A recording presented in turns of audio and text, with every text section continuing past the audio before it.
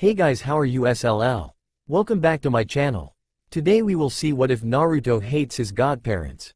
If you enjoy then please like, share and do comments. Where am I? What's going on? Why do I feel so tired? Who I am? So tired. Darkness again enveloped the mind. It had been happening more and more, the brief moments of awakening and sanity.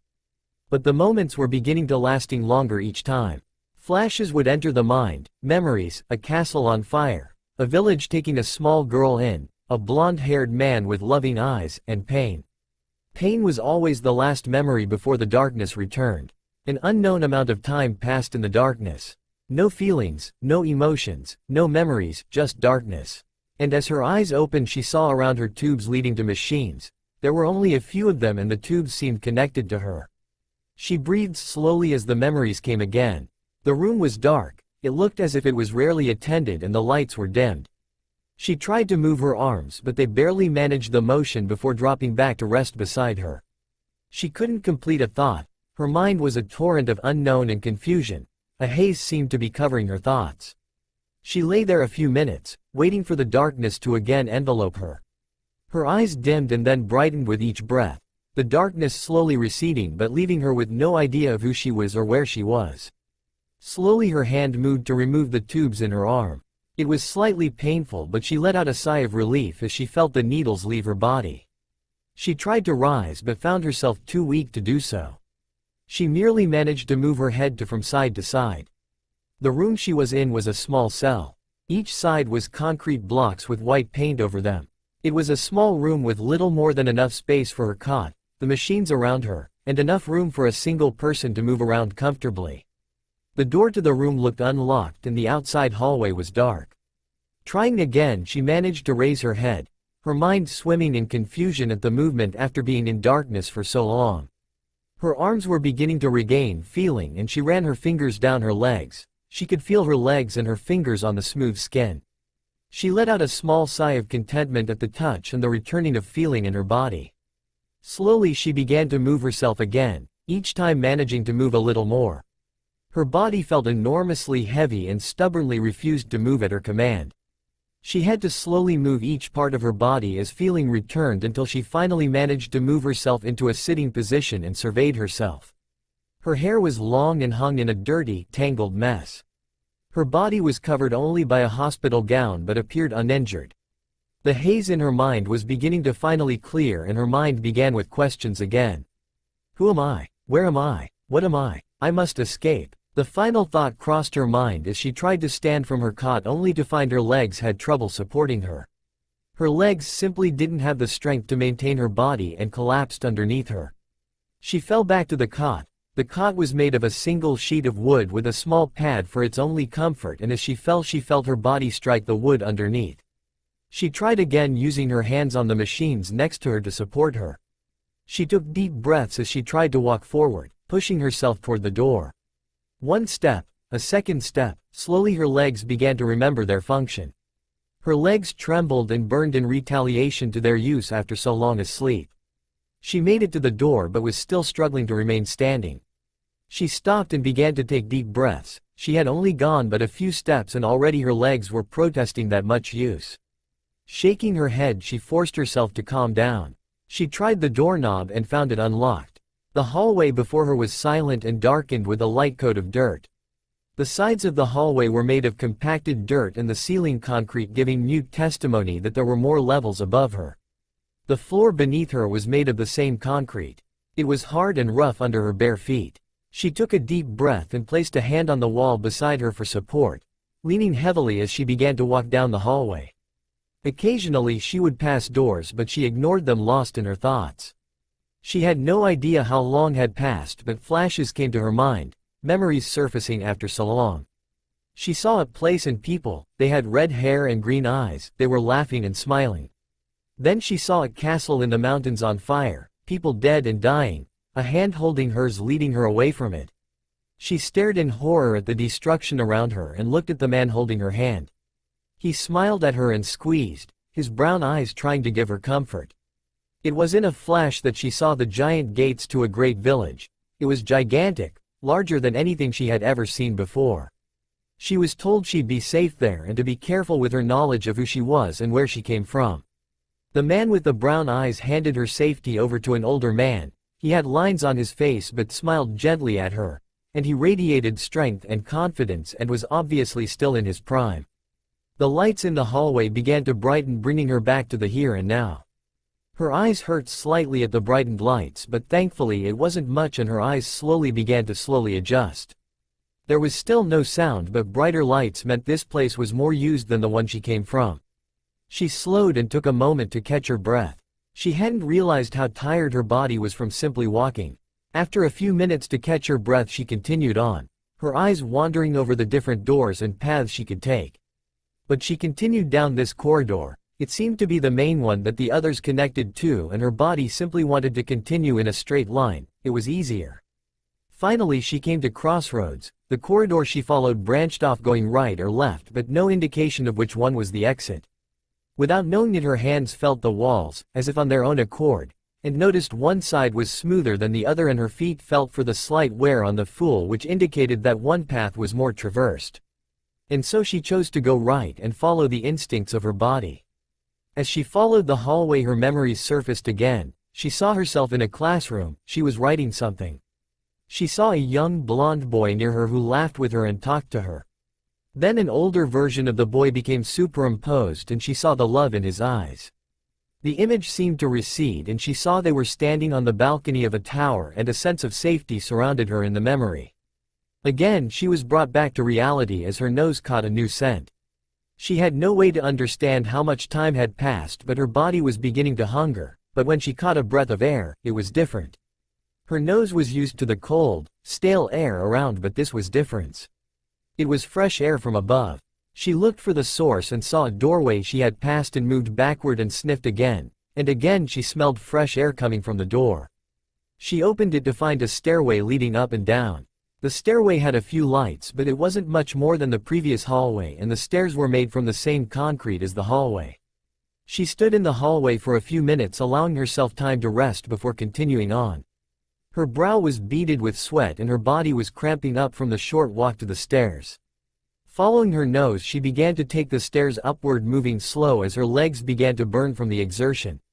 Her entire body was tired beyond anything she could understand. Her reactions felt sluggish as she forced herself to move up the stairs, and her mind seemed to have a constant cloud over it. Her movements were more something made from reflex and reaction than conscious choice. She followed the stairs as high as they would take her until it came to stop at a doorway. For the fourth time she stopped and breathed heavily. She was so tired and every muscle in her body was burning from the exertion of the climb. She pushed the door open to find herself in a small room with no exit. It was dark and she was confused. Her nose told her that there was fresh air behind the wall, but she couldn't find a way out. She began to unconsciously feel the wall. What her hands were searching for she wasn't sure, but eventually her fingers found a spot that wasn't like the others. It was slightly softer, more pliable, it was different. She pressed the point and a small opening appeared in the wall.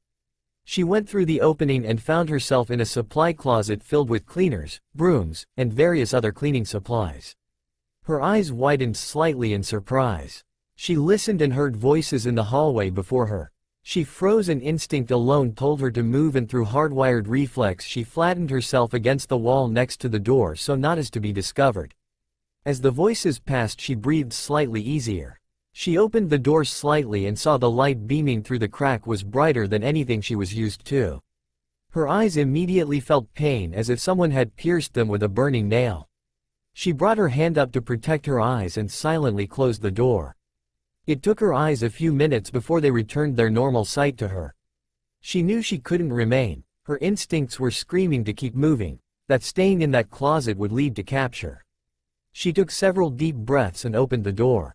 She kept her eyes almost entirely closed and a hand to protect them from the harsh light, and instead used her free hand on the wall and the feeling over her bare feet to guide her to where her nose said was outside. The hallway she was walking on was brightly lit from ceiling lamps. The floor was tiled and the walls were whitewashed and cleaned. She began to move quickly, following her nose to the scent of the outside. She broke through a small reception area and she heard several people gasp in her direction. Her mind shut down. She had been discovered. and training and reflex so hard-wired in her that it acted without her even telling it to on a conscious level took over. She flung herself to the side near the door and with the door to her back and quickly exited the building. She heard the sound of more people coming and pressed the door handle, opening the door, and found herself outside. Her mind wanted nothing more than to stop and stare at the world around her, and dozens of people stopped and stared at her. She must have looked like a mad woman with her hair matted and dirty the way it was and wearing nothing but a hospital gown to cover her body. But then she saw the tower, the one from her memories. The one place that screamed safety in her mind. She was certain he would be there. The blonde man with the blue eyes who held such emotion for her. And again her training took over and her body was forced into a run as she bolted for the tower. She wasn't sure how she was able to run. Her primal flight sense had taken over and pushed her body well beyond its limits on pure adrenaline. She knew she was being followed, she felt it around her, she heard the voices, and she knew the shadows were moving. Her eyes were blinded by the light of the sun and hurt painfully. She simply couldn't see anything, but her body knew this path, knew these roads. She moved faster with each step, her body flooded with emotion as memories of the blonde man returned to her. She ran off the power of raw emotion. Candle-lit dinners with him, holding his hand, the feeling of his lips. It all returned in a rush as she took step after step toward the tower. Her heart was racing, her eyes watered and tears escaped. Her body was pushed beyond its ability in her weakened state, but she felt the doors to the tower with her fingers and pushed her way in before continuing her flight.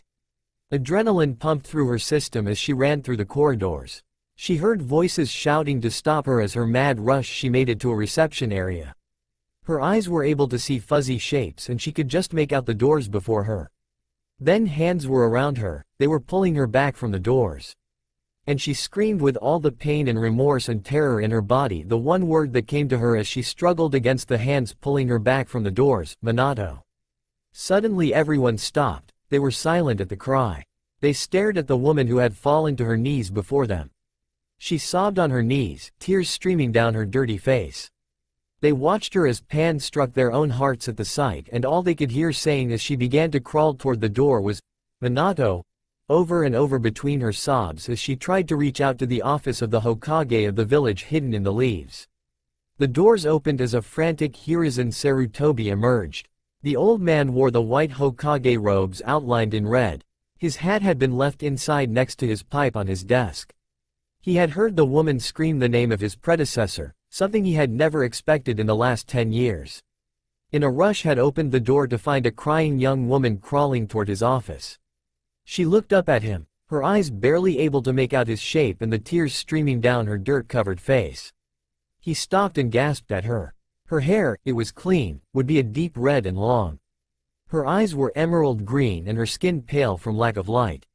She was half naked in her hospital gown and her hands were stretched in a pleading stance as she said Minato's name over and over through her sobs. Her face was thin and gaunt and her body looked as it had been extremely malnourished. "Everyone, no one is to speak of this. Get this woman into my office immediately, send for a team of medics from the hospital, the best we have. I want a futon in my office for this woman to lie down on as well, and blankets and tea. I want a contingent of Anbu around my office with the highest security immediately." The third Hokage ordered. Everyone simply stared at the sobbing and hysterical woman before them before he released an immense amount of killing intent at them. "I said now. Get moving." As everyone immediately vacated the area, Hiruzen leaned down and picked the woman up and carried her into his office in his own arms. She was still crying hysterically as more and more memories began to surface. A futon was brought into his office immediately along with several blankets and a pot of tea and some brushes and extra clothing. He thanked them for thinking ahead as he laid the woman down on and covered her in the blankets. She had felt as light as paper to the old man. He couldn't believe she weighed so little. Her lips were dry and cracked and her eyes were slowly regaining a sense of where she was. He lifted a cup of tea to her and she drank sips from it. She had finally calmed down once she was brought into the office. It was somewhere she associated with safety and security.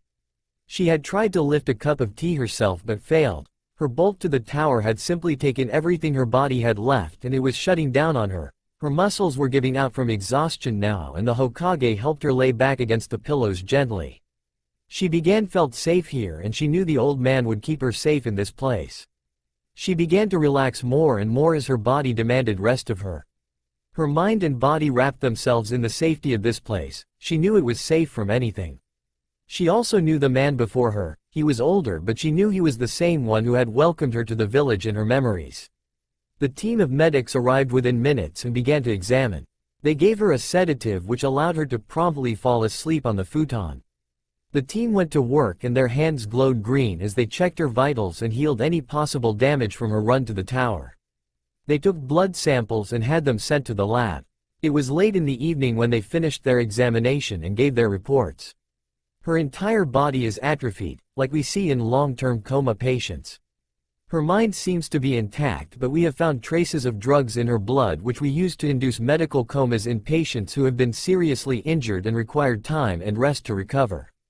We can't find anything wrong with her aside from horrible malnutrition and the muscle atrophy. We're already working to reconstruct her muscular development, and we'll see about removing the remaining traces of the drug before morning.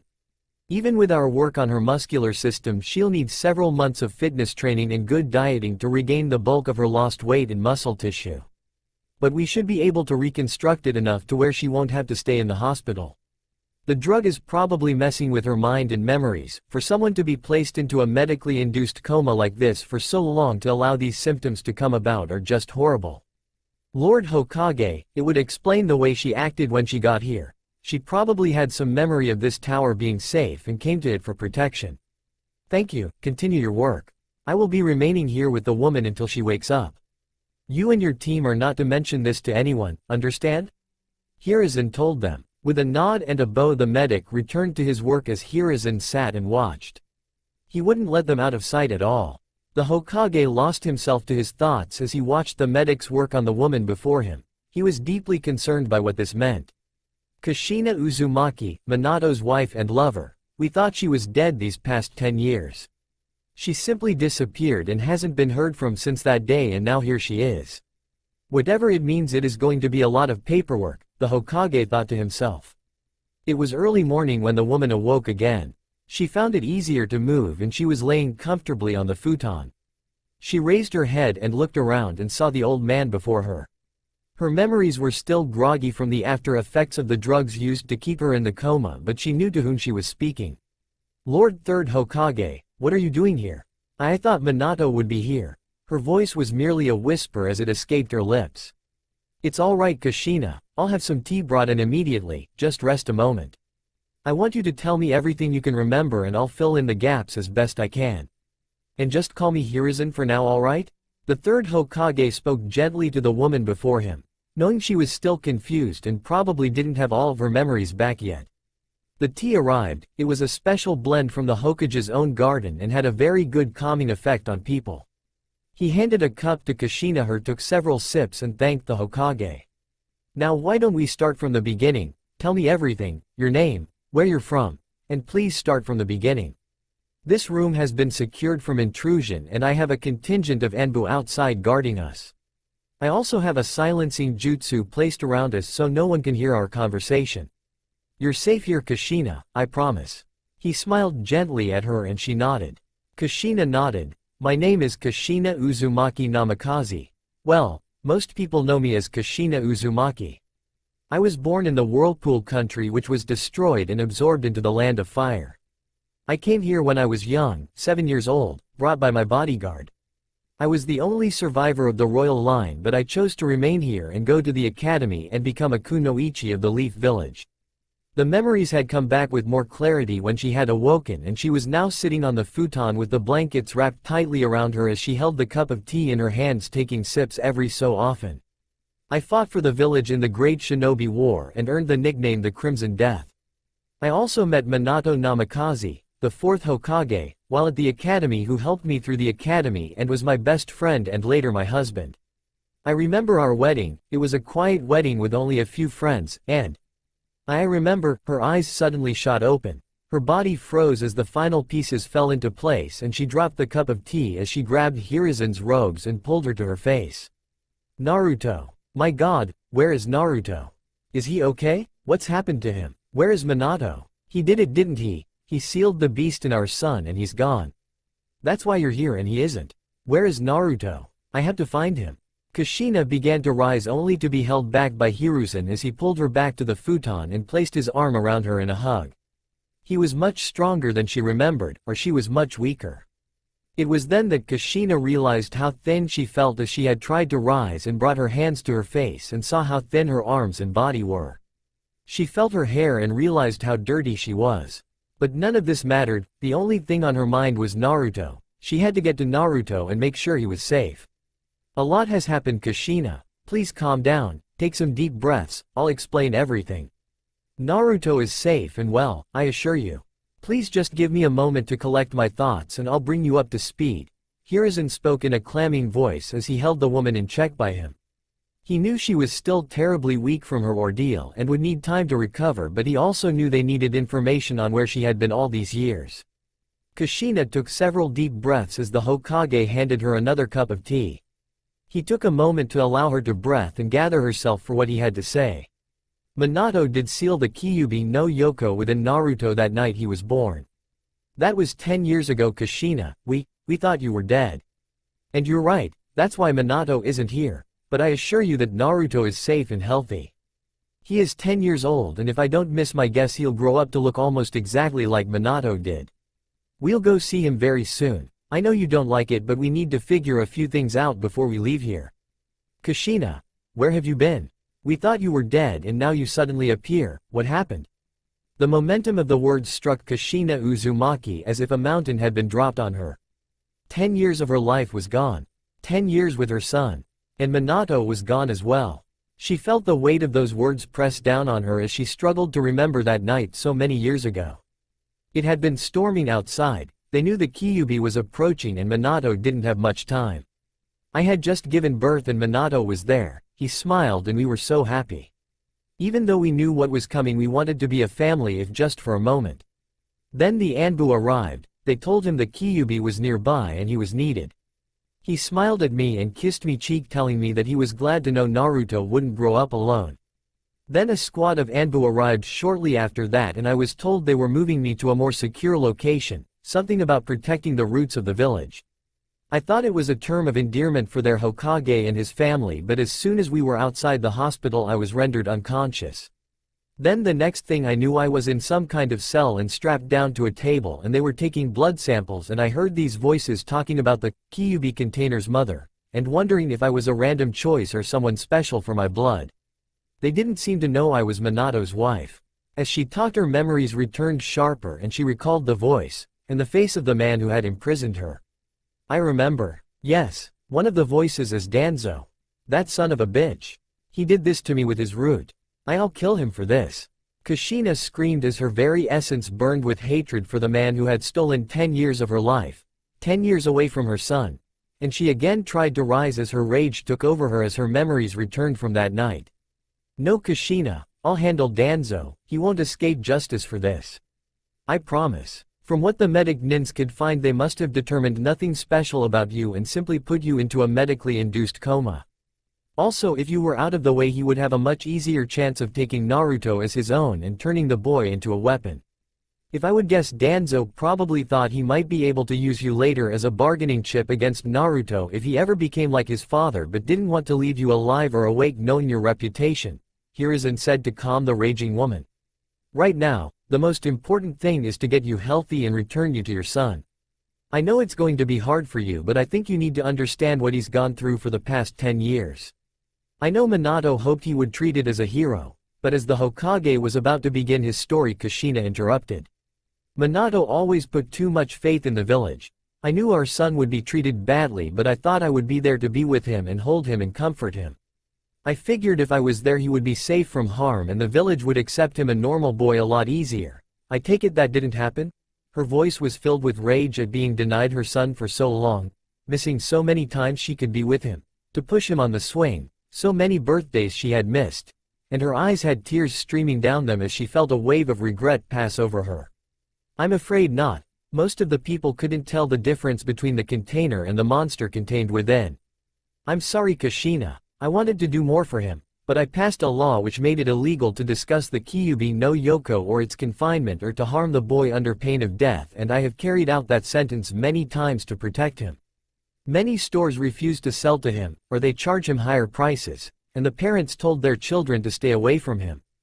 The way I understand it, he's had a very lonely life and I've done my best, but there is only so much I can do. I'm sorry, Kushina. He saw Kushin's tears increase as she cried in silence. Her hands clenched into fists and he knew she was close to flying off again. But it hasn't been all bad. Let me tell you about him before you pass too much judgment. Several clans tried to adopt him when he was found to be an orphan, including the Naras, the branch clan of the Hyuga, Akamichis, Inazukas. They all wanted to keep him safe and honor his father's will. Their children have kind of become friends with Naruto. And you'll know him immediately. He has such faith in humanity, Kushina. He's such a caring person. Even after everything, he wants to become Hokage to protect this village and earn their respect. Reminds me of you when he talks about earning others' respects. He sounds like my little Naruto. I won't him be alone a moment longer, Hiruzen. I want to see him immediately, Kushina said as she rose and felt the blankets begin to slip off her shoulders to reveal her half-naked state in the hospital gown. The third Hokage had averted his eyes as she blushed and gathered the blankets around her again. Maybe you should shower and get a change of clothes first and a meal. The medics said you were in safe condition but malnourished, so we need to get you fed, Hiruzen told her as she continued to blush in front of the old man. She was handed a robe and led to the Hokage Tower's private bathing area for VIPs. Kushina knew exactly what the bathroom was like since she and Minato had come there several times together. She blushed as she thought of Minato's toned body against hers as the hot water rained down on them. She remembered his strong arms holding her to him and her breasts pressed against his firm chest. She sighed at the memories brought back in the room, and then depression hit her as she remembered that was more than 10 years ago and that she would never hold her love again. But her heart held up by the thought of finally seeing her little Naruto again, and she knew nothing would stop her from that moment, but she also didn't want to look like a mad woman when he saw her for the first time. She turned the hot water on and began to scrub her body clean of the dirt and grime which had accumulated over the years. Her hair was the worst part and she was forced to spend nearly an hour entangling it and straightening it out. After scrubbing her skin raw and removing the smells of dirt and decay which had followed her, she exited the shower to find a fresh robe and several sets of clothing laid out for her. She decided on a pair of black pants and a dark green shirt with a black jacket with red swirls on the shoulders. She had thought about a dress as being more appropriate, but none had been provided. She quickly dressed and dried her hair, allowing it to hang freely before returning to the Hokage's office. "You look much better, Kushina. Are you feeling alright? I had some lunch brought for you. My private chef whipped up your old favorite, miso ramen," Hiruzen told her, but she shook her head. "No, Hiruzen, I will not eat until I find my Naruto. My first meal will be with him. I want to see him now. It's been longer than I wanted to wait anyway, and I won't wait a moment longer. I agreed with you on getting changed and showered before going, but now that that's done I will see my son." The fire in Kushina's eyes was so bright it nearly caused Hiruzen to fall back from his chair. He knew that there was no way this was an imposter, only Kushina Uzumaki would have such a spark inside her. He smiled as it reminded him of Naruto. Alright, let's see, by the time we get to the academy he should be getting out of class for lunch anyway. So let's go reunite you with your son, Kushina." With a sharp nod, the third Hokage left the Hokage Tower in the presence of the red-headed woman who had come bursting in the day before crying for Minato Namikaze. As they walked down the hallway, many people stopped and stared at Kushina. Her flight the day before had caused many to wonder at who she was, and now that she was cleaned up, even as thin as she was, everyone recognized the beauty of the woman before them. As they exited the tower, Kushina stared at the changes to the village. Things were the same but different. Shops which had been new when she had last visited them showed signs of age and either fortune or hard times. She felt oddly out of place as she walked with the Hokage. For her mere days had passed since walking through this market with Minato. And now things were different and yet the same. She couldn't help feel the loss in her heart as she knew that never again would Minato's smiling face be seen to meet her for ramen or walk with her arm in arm. She looked at the people around her, many not recognizing her as the woman who had fled to the tower the day before, as she was lost in thought. The realization was slowly taking hold of her again, and its enormity was overwhelming. Minato was gone and she had missed out on 10 years of her son's life. It was gone in the blink of an eye, and before she knew it, she and Hokage had stopped outside the academy and were watching as the children came outside to play. They all looked so happy and glad to be out of class, and she immediately picked out the different clans from the group, but she couldn't find her own Naruto's blonde head. "I don't see him here, Hiruzen. Where is he?" she asked as her entire being was caught in that moment. The old Hokage chuckled, "Watch the black-haired girl there and you'll find him." Kushina looked everywhere for her son, but she couldn't find him. She did however see a small black and blue-haired girl with pale lavender eyes moving away from the crowd and toward a group of trees. She followed the girl her eyes and found that she was watching something. Curious, she followed the girl's gaze to a small blonde-haired child. He was sitting alone making a cup of instant ramen far from the other children. He smiled brightly as the ramen finished being made, and her heart nearly stopped in her chest. She had seen that smile every day on Minato's face and in her dreams. He was the spitting image of Minato when he was that age, and tears began to run down her face. She took a step forward toward the child before turning the next step into a sprint to the boy. She came to a stop a few feet from him and looked him in wonder. Her green eyes had tears running down them, and she could only stare at the blonde-haired Naruto before him. Naruto looked at the red-haired woman before him with a bright smile and waved at her. Hi. I'm Naruto, who are you? Would you like some ramen?" She stared speechless at the boy and dropped to a single knee. Naruto, you're beautiful." Thanks, I think? Are you okay? You're crying?" he asked with concern in his voice. Naruto was thoroughly confused by the woman before him and wasn't sure what to make of her. "Naruto, my little Naruto, you look just like him, like your father. My name is Kushina Naruto. Kushina Uzumaki. I am your mother, my little Naruto." Kushina's entire heart stopped at that moment as she watched her son's reaction. Her entire being had been so afraid of this moment when the Hokage had told her she had been gone for so long. She was so afraid he would reject her, so terrified that he would hate her for not being there for him for so many years. He dropped his ramen cup as he looked at her. A single stuttering word escaped his lips. "Mommy?" She nodded to him as she was too scared to do anything else, and smiled softly at him and began to try and apologize for not being there for him. "I'm so." She started but was forced to stop. A blonde bundle suddenly attached himself to her in a fierce hug. He was crying onto her shoulder as she held him there, holding him close to her and refusing to let go. She held her son close to her, refusing to let him go for anything in the world.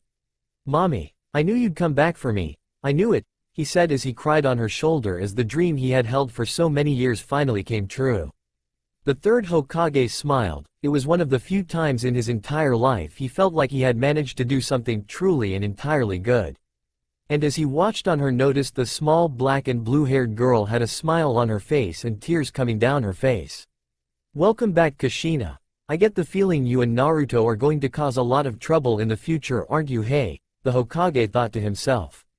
Kushina and Naruto held each other for a long time before they finally broke the embrace, and Kushina, holding Naruto in her arms, walked back to the Hokage. "Hey old man, I have a mom," Naruto said with excitement. The old Hokage.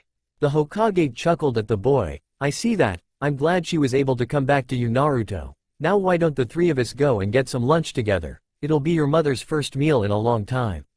It was early the next morning. The light from the sun was just cresting over the forest, and quiet presided over a small apartment in Konoha. Kushina stared at the dishes before her. She had almost fainted when Naruto had shown her where he lived. She guessed that the Hokage had never told him it was the same apartment that she had been given when she came here as a refugee so long ago, or that he was using the same plates and silverware or pots and pans that she had used when she lived there as well. She guessed the Hokage thought it proper that her son be given those things. She let her fingers run along the pots and pans, the plates and the counters. Her eyes drifted around the kitchen and living room as her own memories of the place filled her mind. She had wanted to make Naruto breakfast, but right now she was caught in her own mind as thoughts of her past filled her very soul. The day before, Kushina had pushed the feelings coming to her and the memories aside and tried to live only in the moment to be with Naruto. She had been so caught up with finally being with her son that reality had not completely set in on her, and now in the early morning quiet she was forced to face that reality. It was difficult to remember that more than 10 years had passed since her last time in this place. To her it was only weeks before when Minato had come into their home through the window and kissed her while placing his hand on her pregnant stomach and smiling. To her only a few days had passed since Naruto had been safely in her arms as an infant. And now she was standing in her old apartment, Naruto's apartment now. She had grown up in this apartment. She knew where the nooks and crannies were that she used to hide weapons, some which were probably still there. She saw the desk she had used on occasion to study was still there and knew that behind the desk drawer was a small heart with her and Minato's names from the days when she had crushed on the little boy. She giggled as she remembering having to practically scream at the man that she had liked him for years and demanded a date from her best friend. Flashback. Minato had come back from a very dangerous mission with his sensei Jiraiya. They had infiltrated a large rock village encampment along the border and managed to steal several highly classified documents containing defense layouts, troop movements and capacity. The mission had a very low survival chance, but Minato and Jiraiya had pulled it off without a scratch to show for it. "Minato, I'm so glad you came back safe from your last mission," Kushina said as rushed to him hugged her friend. Minato placed a hand behind his blonde head and scratched it, returning the hug with one arm. "Thanks Kushi, I didn't know you cared so much," he told her sheepishly. Kushina had spent the last 2 years dropping ever-increasing hints to her best friend he needed to ask her out on a date, but he was so dense when it came to women he never seemed to get the idea. Even when she asked his best friend Hiyashi Hyuga to mention it, he had still not gotten the message. Kushina broke her embrace and glared at him. "I've cared more for you than anyone else in my entire life, Minato. How is you don't understand that yet?" she told him with regret and anger apparent in her voice. "Wait, what? I mean, anyone?" Minato said as he took an involuntary step backward looking at the girl before him with wide eyes at the news. "Minato Namikaze, you are the densest man in this entire world. How could you not know this? We've been best friends since we were 7 years old," she yelled at him as tears began to come down her eyes. "Kushina, why are you crying? I don't understand," Minato said alarmed by the tears. "I'm crying because it's obvious you only see me as a friend and I won't ever get you to ask me out. So fine, I'm done waiting. Minato Namikaze, you have about 10 seconds to ask out the prettiest, sexiest and deadliest kunoichi in this village or I'll tell Jiraiya you secretly love his work and want to be featured in every Ichi issue from this point on," she told him glaring at him and placing her hands on her hips. You really want to date?" Minato asked quietly. "I've only tried to tell you this for years, Minato. You'd think you would have gotten the message by now," she retorted. The next thing Kushina knew, Minato had pulled her into a deep embrace and she felt tears running down his cheeks. "Please Kushi, go out with me, I never thought. I mean, I always thought you just wanted to be my friend. You've always been there for me for years. You know me better than anyone in this world. Of course I want to go out with you." "My god, I can only imagine how dense any kids he has are going to be," Kushina thought with a giggle and blush. End flashback. She had been living here when Minato had shown up for their first date. He had been dressed in black pants and a dark-colored shirt. His smile was gentle and his hair was held back by his forehead protector. She remembered the doorbell ringing and opening it and how his jaw had dropped. She was always a tomboy when they were younger and their date was the first time she had ever worn a dress for him or anyone. Kushina had pulled out all the stops for that night, wanting him to remember that image of her forever and have it burned into his memory. She had worn a tight red kimono with a flame pattern on it which accented her curves and hair while showing plenty of leg. She had done her hair up in an elaborate braid above her head and grinned at his response, knowing she had the exact response she was looking for. Kushina smiled as she remembered that date and how he had walked her home, insisting on seeing her to her door and then getting nothing but a kiss on the cheek and an impish grin as she shut the door in his face, saying he needed to be more creative than a dinner and a movie next time. Kushina also felt the depression of knowing Minato was never coming through that door again. That she would never see his soft smile or hold his strong hands or feel his lips. It made her regret not kissing him that night.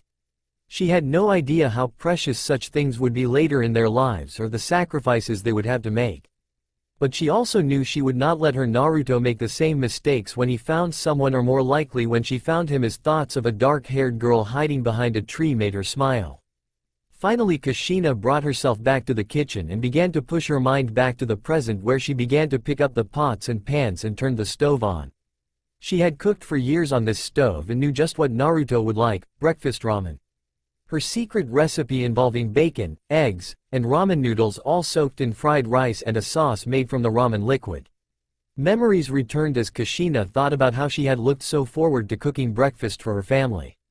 She had to fight back the tears which threatened to burst from her as she was again reminded with a sharp pain to her heart she had been forced to miss 10 years of his son's life and lost the love of her life all at once. She had cooked Minato this breakfast before missions in the early morning. He would arrive an hour before they were told to leave just to help her and would also help her clean up. He loved her breakfast ramen special. She looked at the table in the room, another reminder that Minato would never sit there again, never laugh at her jokes or make her blush. She could almost see his image at the table smiling at her and laughing. The look of his eyes and his blonde hair, the way his mouth quirked upward when he was trying to hide a grin or how he would fall to floor when he laughed with all his might. She would never see or hear that smile or laugh again and it nearly brought Kushina to her knees.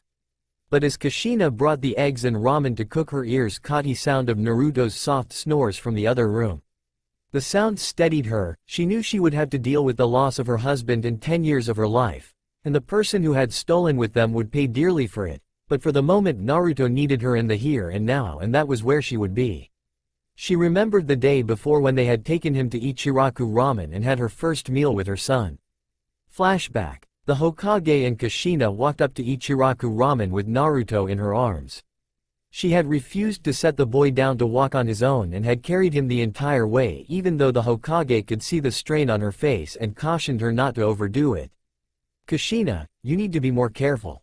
Even though the medics were able to help restore a lot of muscle tissue, you're still terribly weak and probably should be in the hospital resting. So please don't overexert yourself, Hiruzen told her as they arrived at the ramen stand. I know, but this was more important, Kushina told him as she watched Naruto climb into the seat and waved at the old chef and his daughter who smiled and looked genuinely happy to see the boy. Kushina remembered the old chef and his daughter from when she and Minato had dated. The chef had been younger then and his daughter merely 3 or 4 years old at the time, but they had always been so kind to them. Kushina had found the stand when it was brand new and it had become her second home. She was not surprised that Naruto seemed as well at home here as she had. Naruto was pointing to his mother and the Hokage and speaking excitedly to the old chef and his daughter who both had looks of shock on their faces at the boy's words before breaking into tight smiles. If this is some imposter, I'll string them up by their toes, the chef thought to himself. No one should mess with the boy like this, he gets enough from this village. While the old chef was contemplating the murder of the woman who claimed to be Naruto's mother, the Hokage and Kushina were having a quiet conversation just out of sight behind the blinds of the ramen stand. Those are two of the people you mentioned you have always treated Naruto well? Kushina asked in a low voice. Hiruzen nodded. Yes, the way I understand it, they've always been very kind to Naruto and looked out for him. Kushina proceeded into the tent and smiled at the old chef who lost all thoughts of murder immediately as he recognized Kushina Uzumaki. With her deep red hair and emerald green eyes, there was no one else in the village that could resemble her. And when she smiled, it just cemented who she was in their minds. The old chef nearly fainted from the sight of the woman he had thought was dead. It's been too long, Tucci, and it's nice to see you again, Ayame. You've grown into a lovely young woman. Thank you both for looking after my son for all these years I've been away, Kushina told them with a smile, even as she felt a small jab in her heart as she was again reminded of her lost time with Naruto. She took a seat beside her son, placing a hand around his shoulder and smiled lovingly at him. Kushina Uzumaki, my god, you're back, thanked Kami, the old chef said as tears appeared in his eyes. It's so good to see you. Where have you been? You're so thin, are you sure you're okay? Well, we'll get you fed up immediately, the old chef stated, causing Kushina to giggle. The chef had already come around the counter and given Kushina a tight hug and smiled at the child next to her. I'll explain everything later, but right now I'd like to simply have lunch with my son and our family friend, she told him, gesturing to the Hokage who had seated himself on the opposite side of Naruto. Tucci nodded to Kushina as stars shone in his eyes. I'm so glad you're back. This boy has been keeping my business afloat, but with you here as well we'll be certain to be rich. Everyone burst out in laughter at the statement as the Hokage thought it was probably true, knowing the two ramen addicts. The old chef put a hand on Naruto's shoulder and looked at the boy. I'm glad your mother has returned, Naruto. Now you be good to her and treat her with respect and the wonderful woman she is, understand?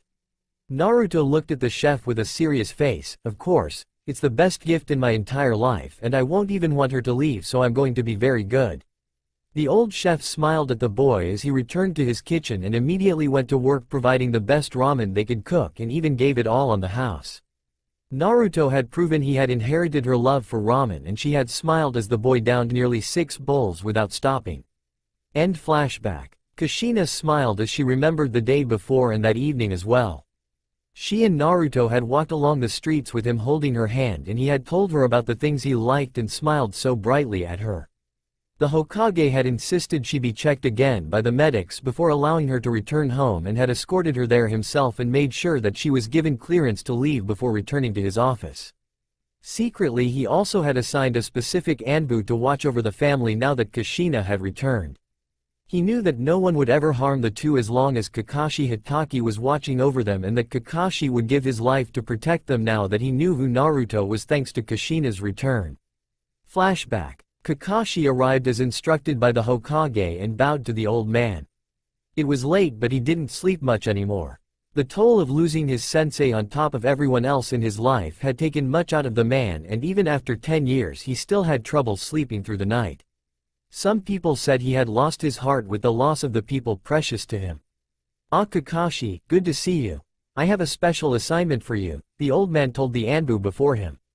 Kakashi nodded rather than speaking and waited for his instructions. "I am assuming you heard about the woman who came to my office yesterday?"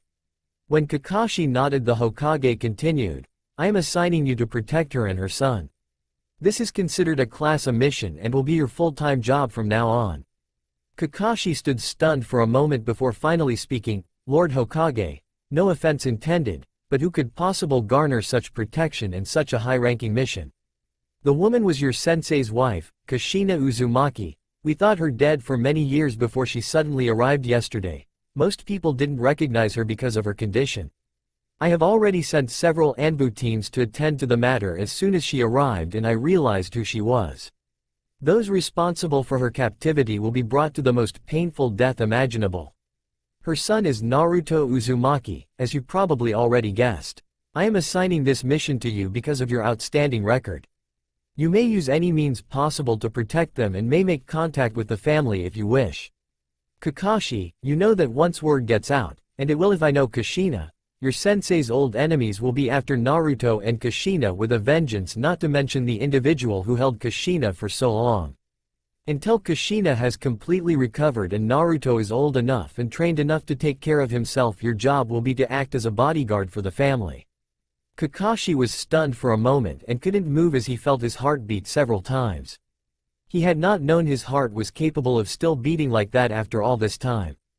Kakashi had thought he had lost the ability to feel such a thing as joy or remorse due to his time in Anbu and the loss of everyone precious to him. Tears began to slip down his eyes as he realized his sensei had left him a legacy to help guard. "I will protect them, sensei, I swear it to you. I will accept. No one shall harm Kushina or Naruto under my watch, Lord Hokage. If I may request, I would also like to be one of the ones who helps execute the traitor who committed such an act on Kushina," Kakashi said as an edge of steel entered his voice, promising all forms of nasty techniques to ensure maximum pain before death. "We shall see about that, Kakashi. You'll have to get in line after Kushina and myself first though." The Hokage chuckled darkly as he had his own sadistic ideas of how to deal with Danzo. End flashback. As evening settled, they had returned to Naruto's apartment where the boy had wanted to show her some of his prized possession.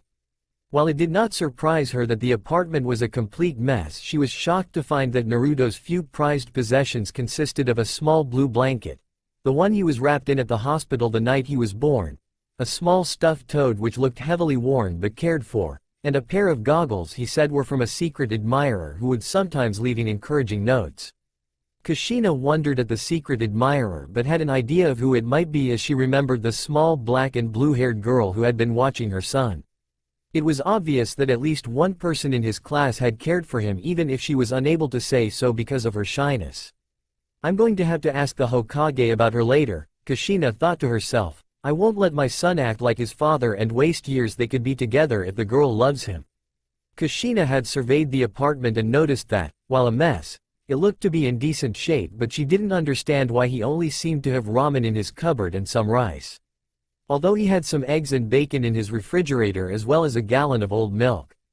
Naruto had been rather embarrassed to tell her he was unable to purchase anything else because the prices were too high for him, and Kushina was reminded how the villagers had treated her son and how they had completely ignored Minato's wishes. She had felt the anger at the village well up inside her and released a massive amount of killing intent towards them until she realized it was scaring Naruto and stopped. In fact, it had scared most of the village as well. She was not known as the Crimson Death without good reason. She had hugged him and promised that things were going to change and that he would never be alone. Flashback. Naruto clung the woman in front of him, his mother. He still couldn't believe she was there before him, but the old man had said she was his mother. It'll be alright now, Naruto, I'm here and I won't ever let you be alone again. I promise things are going to change for the better. I love you, Naruto. I've loved you since before you were born, and your father loved you as well. I wish he was here with us so much. He would never have allowed the village to treat you like this, Kushina told him as she hugged her son tightly. Mom, who is my dad? Naruto asked her quietly. He had wanted to know the answer to that question for so long, and he was almost afraid to ask her, and he had spent the day building up the courage to finally ask since he wasn't sure he wanted to know. He had always hoped his father was a great ninja hero and would come back to him someday to train him and be with him. But those dreams had mostly been crushed by the comments of the villagers. Your mom and dad didn't want you. They left you behind cause you're worthless trash, they had told him. Your parents didn't care about you, so they left you to plague us, was another common statement when he had asked. Naruto had cried himself to sleep many times because of the scathing comments about his parents. Kushina saw the emotional scars on her son as he asked the question, and she knew she should have told him before now but had been too busy dealing with her own issues during the day. She was kicking herself for not telling him earlier. Naruto, your father was my soulmate, the light in my life, and the kindest man in the world. He loved you dearly, my son, and he wanted you to be safe, so he gave his life to make sure that would happen. His name was Minato Namikaze, he was the fourth Hokage. She had told him only to hear the gasp and feel his tears press down onto her shoulder as he cried. Naruto had clung to the words of his mother, the fourth Hokage was my dad. He thought to himself and suddenly felt bad for the times he had painted over his face as pranks. Tears began to fall down his face as he felt relief wash over him, knowing that his dad had loved him and wanted him to be safe and happy. At first she was alarmed by his tears and then realized he was happy.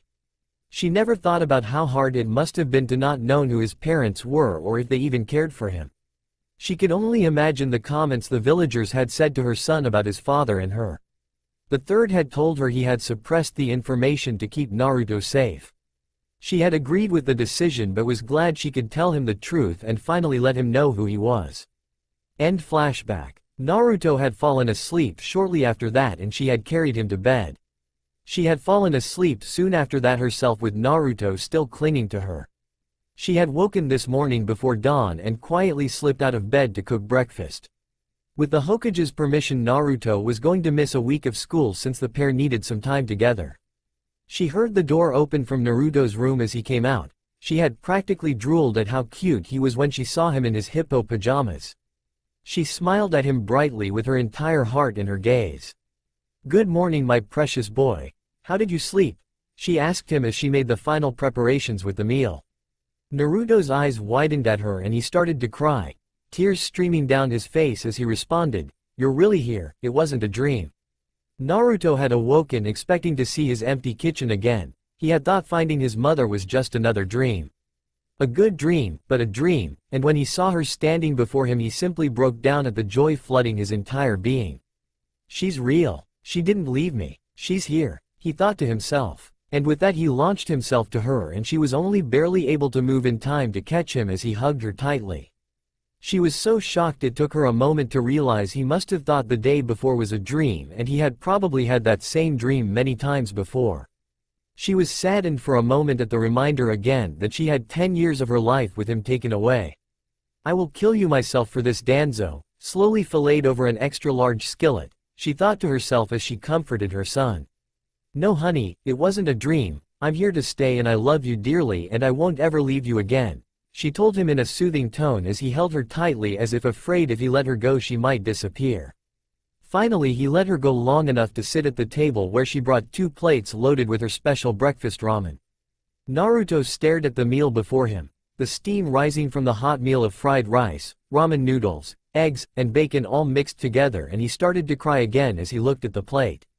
"Is something wrong, Naru?" Kushina asked her son as she saw the tears and was concerned. "No mom, it's just, this is my first home-cooked meal and I'm just happy," he told her as the tears continued and she suddenly understood why he was crying. Naruto had spent so much of his life completely alone that finally having his mother back and having her cook breakfast like a normal mother, something that all the other kids in his class took for granted, was something he had dreamed of ever since he could remember.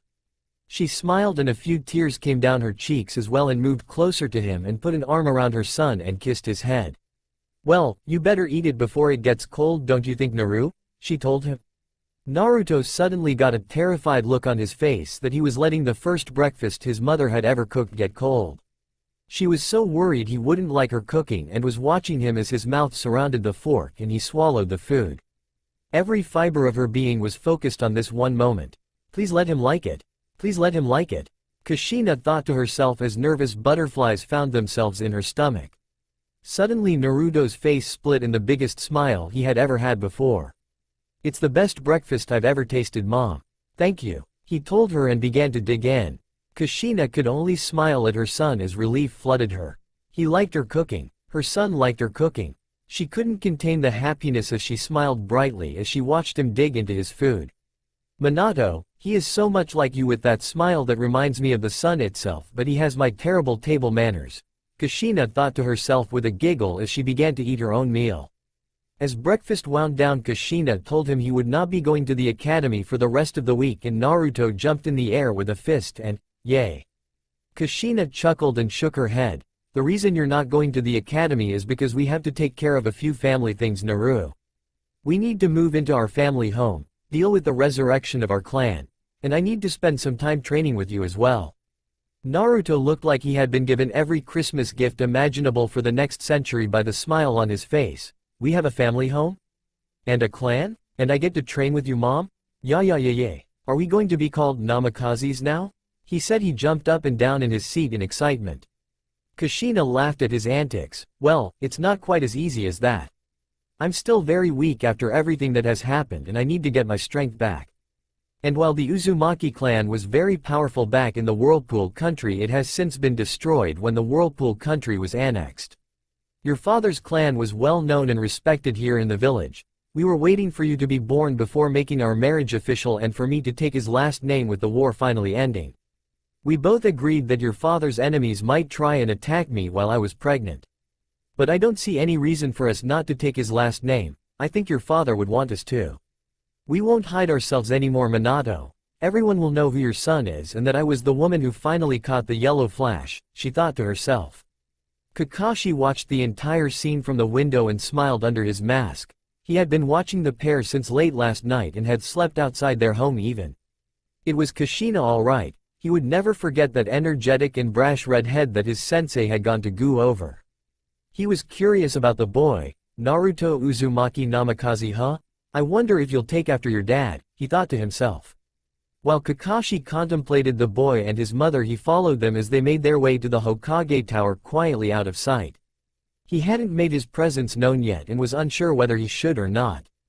Part of him wanted to, but he figured he'd wait a bit and let them have some time alone first. After seeing them interact, he knew they both needed some time together, but he also wanted to help train the boy. Kushina walked into the tower like she owned the place. Even as thin as she was, a few good meals had done wonders for her sagging energy levels, and she made a mental note to remember to thank the medics again for their work to help restore her lost muscle mass. Naruto was wearing his usual orange jumpsuit and Kushina was wearing the black pants and white shirt along with the black jacket from the day before. The secretary saw her coming and opened the door, simply informing her that she was expected. Kushina entered into the office with Naruto, who smiled and immediately said, "Hey old man." Upon entering the office, Kushina was assaulted by the expectancy of seeing Minato behind the desk. She saw him there a moment, smiling at her before the image was replaced by the old visage of the third Hokage. She shook her head as she focused on the present. Kushina sighed. Sorry Lord Hokage, Naruto, you need to be more respectful. She admonished him slightly, but her smile and eyes told him she approved of his nickname. The old Hokage was seated behind his desk and merely smiled and chuckled at the two of them. I highly doubt even if you do manage to teach him proper manners he would ever call me anything else.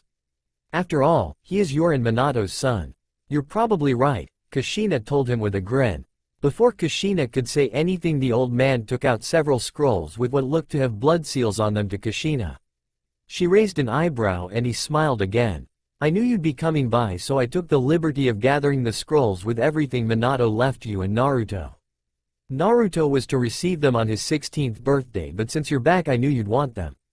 Inside are the keys to the Namikaze estate where you both had been living, as well as several scrolls explaining the jutsu of the Namikaze clan and Minato's own techniques, and I believe personal messages for both you and Naruto, the old man told her as he motioned for her to take the scrolls before her.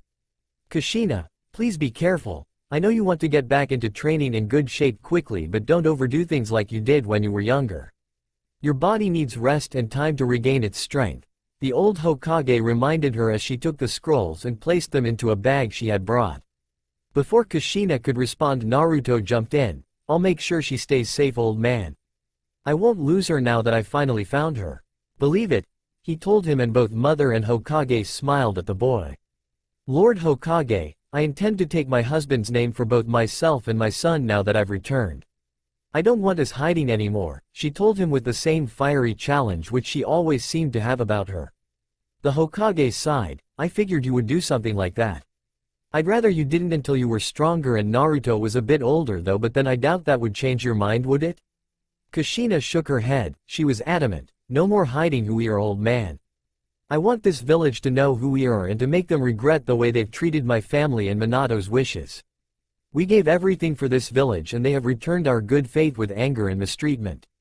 I want everyone who ever treated my Naru badly to know that he was the son of their greatest hero, so they can lie awake at night from guilt. Kushina's impassioned speech would have gone over much better with the Hokage if she wasn't still thin as a rail, but he knew he couldn't stop her, so he would have to make arrangements to help her. Subtle as always, Kushina? There is nothing stopping you since the marriage and birth of Naruto were both well recorded, although kept secret at the time, he informed her. I don't think Minato would want us hiding ourselves anymore. In all honesty, it didn't work out well the first time and I am sure we'll have enough protect soon. She told him with a grin that said she had planned this out. Before turning to her son, Naruto, could you step out into the waiting area for a moment so I can have a word alone with the Hokage, please? She asked her son, who nodded and left the office after he hugged her, and she promised she wouldn't leave him. He was still rather worried she might disappear if he let her out of his sight. Once the door was closed, Kushina took a deep breath and opened her eyes, which now radiated an inner fire the Hokage hadn't seen in years. She also began to release a large amount of killing intent and her voice got very quiet and deadly. I also want you to get word to Jiraiya and Tsunade. I want them back in Konoha immediately. They both have a lot of questions to answer and it will be a very long discussion for them, and if I can get my hands on Kakashi I'll give him a good thrashing as well. The Hokage thought a moment. Jiraiya and Tsunade would both return immediately if they were told Kushina was still alive, and I bet she is counting on that to provide her family the added protection. Smart move, using my own students as bodyguards without their even knowing it. Kakashi, who was sitting outside the window listening to the conversation, suddenly felt himself begin to sweat. He had seen how his sensei had gotten beaten several times by Kushina and knew how tough the woman was. I think I'll wait until she's done with Jiraiya and Tsunade before I introduce myself, or maybe I should introduce myself today while she's still weak and can't hurt me as badly. Yes, that's a much better idea. Kakashi thought to himself as he watched the red-headed woman go off about how Jiraiya and Tsunade should have been there to watch over her Naruto. They were his godparents after all, and she was terribly hurt and angry they hadn't taken her son in. The old Hokage paled slightly at the woman's anger and description of what she had planned for his former students, justified as it was, and nodded through most of it before she finally calmed down and sat on a chair in his office. At least nothing is broken. I guess I should be thankful for small mercies, he thought to himself. I'll send for them at once, of course. I can't imagine they'll turn down a summons that says you're back and want to see them immediately. He told her to placate the redhead in front of him. Kushina nodded to him and smiled sweetly. Thank you Lord Hokage, and more than that, thank you for everything. I know you watched out for Naruto as much as you could through the years. That means a lot to me. I like to think of Naruto as my own grandchild Kushina. I think Minato would have been disappointed in me if I had not done everything in my power. Please don't be too hard on Jiraiya. I saw him after what happened and I've never seen a man more broken than that. Tsunade wasn't much better. I'm not excusing them for not being there, but just don't be too hard on them, Kay. The old Hokage told her as he remembered how his former students had reacted to the loss of Minato and Kushina's disappearance. Jiraiya had locked himself in his apartment for nearly 2 months and he had finally had to break the door down to find the Toad Sage a mess. He hadn't showered since Minato's death, hadn't eaten, slept or anything, and Hiruzen had been forced to drag him to the hospital to force-feed him as he had been starving himself to near death. Jiraiya had blamed himself for both Kushina and Minato's death. He tried to convince the man to allow him to perform the seal, but Minato had adamantly refused, claiming it was his responsibility. When Kushina had disappeared, he had blamed himself for not watching over her himself. The Hokage was fairly certain that Jiraiya had left to try and run from the reminders of what he considered his past failures. Tsunade had not been much better. She had liked Minato a lot and Kushina was like a daughter to the woman. Minato had been the one to bring Tsunade back from her drunken stupor after Dan's death. After she had learned they were both gone, she felt she had failed again to save people close to her, and it had sent her back to the sake and gambling, and she had fled the reminders in the village of what she considered her failure save her precious people. Neither of them would have been able to care for Naruto in their mental states. Kushina nodded her head. I'll try and remember that, Lord Hokage. One other thing, the other day when you pointed out that girl watching Naruto, who was she? The old man raised an eyebrow and grinned at her. That was Hinata Hyuga, Hiashi's firstborn daughter and heiress to the Hyuga clan. From what I've heard, she's got a bit of a crush on your boy there. Of course he has no clue, and she's incredibly shy for a Hyuga. Very sweet girl, quiet, caring, very kind considering most Hyuga are cold and rather emotionless, he told her in an off-handed manner. Kushina grinned at him. Thanks, she sounds like a very nice girl. Maybe I should see about setting up a play date with Hiashi, she thought out loud. Thank you again for everything, Lord Hokage, she told him, bowing. The Hokage said he would have Naruto's things at his apartment moved to the Namikaze estate for them in the next few days, and that he had made sure the estate was sealed so all of her and Minato's things would still be there. Kushina thanked him and they both rose to say goodbye when Kushina surprisingly hugged the old man with all the strength she had before she walked out his office and collected Naruto. Naruto smiled and jumped off the couch and ran to his mother. It's time to go home, Naruto, she told, and he smiled brightly at her. A soul shinobi kneeled before his leader. The shadows of the room stood entirely still as he gave his report. The coldness of the room seemed to reflect the demeanor of the occupants. The shinobi wore form-fitting black Anbu gear and his mask carried no markings on it. His mask was white. He had not earned the right to be anything but a tool. He was not even worth having a name in the eyes of his leader. His eyes never strayed from the ground before him as his emotionless voice continued in a neutral tone, his breathing and pulse never changing. Lord Danzo, we have confirmed the report given. Kushina has been found alive and was missing from her cell in Block 18C. Team 19 was dispatched 18 hours after it appears Kushina managed her escape. It is still unclear how she managed to overcome the comatose drugs, and we were unaware due to the lockdown on information by the Hokage, as reports described the woman as have brown hair and yellowed eyes, along with being too thin to be certain it was a woman or man.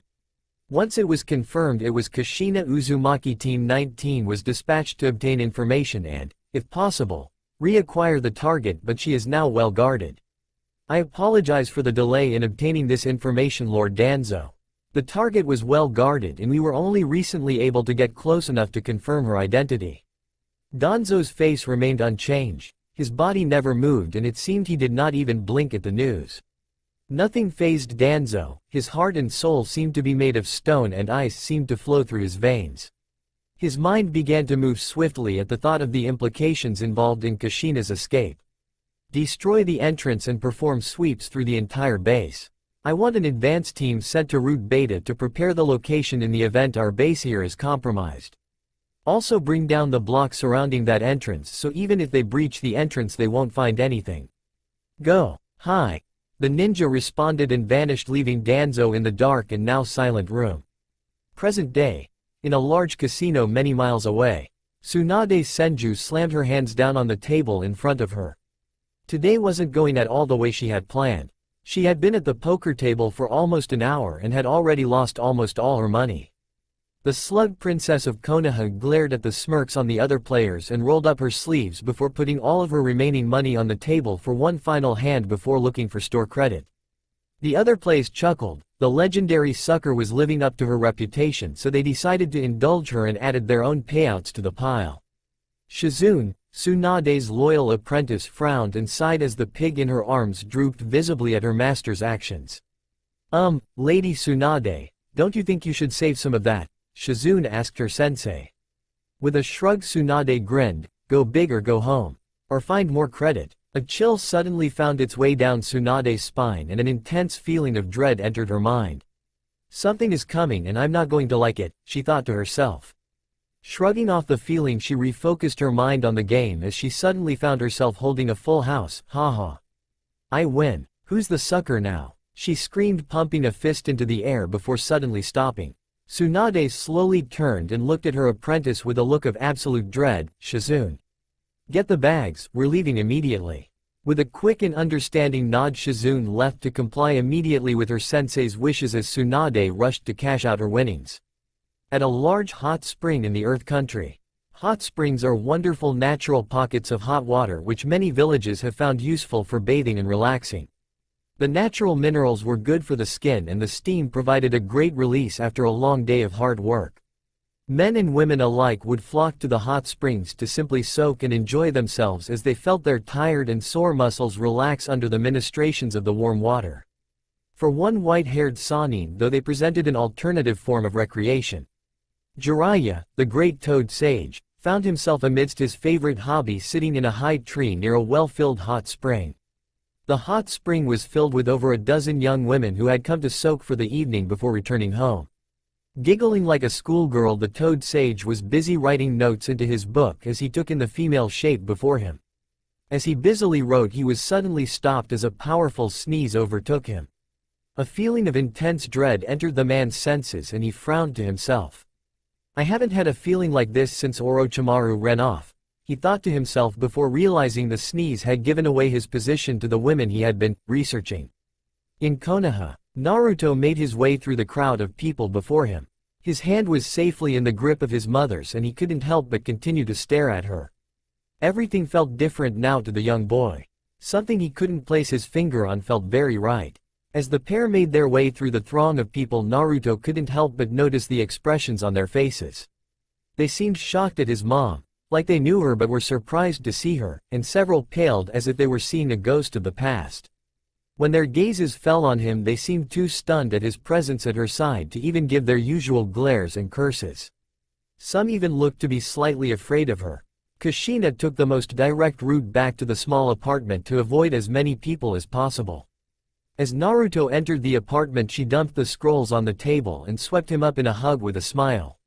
My little Naru. Everything is going to be so much better now, but we need to talk about some things first, okay?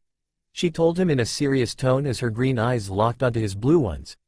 Naruto had little experience with mothers, but from what he had heard he was supposed to pay attention to them and listen carefully. Not having a family or a mother before, Naruto was trying hard to remember what his friends said about theirs and the way he was supposed to behave. He still held some fear that if he was bad she might disappear suddenly and leave him alone again. Kushina looked into her son's eyes and made sure he was listening very carefully before continuing, okay. We're going to be moving out of your apartment and into the house that your father and I lived in. The Hokage is going to send some people over to help us transport everything. We probably won't move for another day or two, but you need to understand some things that are very important. I know this might be hard for you to understand, but I don't want to hide the truth from you either. Your father and I made some very powerful enemies when we were younger, and many of them are still out there and would want to hurt us through you. That's why Lord Third never told you who we were. He was afraid if people knew they would attack before you could defend yourself. Noting the lack of expression in her son at the idea of being attacked by people, Kushina's eyes narrowed slightly. "Naruto, have you been attacked before?" she asked him. Naruto's expression became filled with shame and his eyes dropped to the floor. He took several deep breaths and she could tell from his stance and body language he was trying to decide whether or not to answer the question. "Naruto, it's okay. I'm here now and I promise I'll protect you, but I need to know if someone's tried to hurt you," she told him, a soft and comforting voice. Taking another deep breath, Kushina's son finally responded in a quiet voice, "Yes, Mom. It's happened before, usually near my birthday. I don't remember much from the early times, but people would throw stuff at me, garbage, rocks, sometimes a kunai or, shuriken. I'd get chased a lot too and they would call me things like, demon, and, monster. Sometimes they would break into my apartment. They would steal my things or destroy them and write things on the walls. I never understood why they did it. Did I do something wrong? I'm so glad you're here now, Mom." Nodding, she gathered her son in her arms and held him close. She noticed his lack of tears immediately. Kushina felt him tense for a moment before relaxing against her and wrapping his small arms around her and returning her hug. The memories of all the times he had run for his life, or he had come home to find his door and windows broken and his apartment trashed, assaulted the small boy. He had never had someone comfort him like Kushina did, and it scared him at first before he accepted the warm embrace.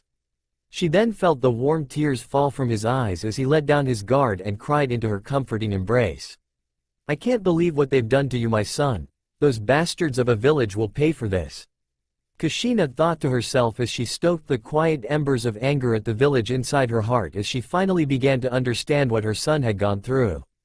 After several minutes of holding her son, she felt the embrace relax slightly and his tears slowed, and she smiled comfortingly to him before standing. "Everything is going to be all right from now on. No one will ever hurt you again so long as I am here, my little Naru," she told him as she kissed her son on the cheek.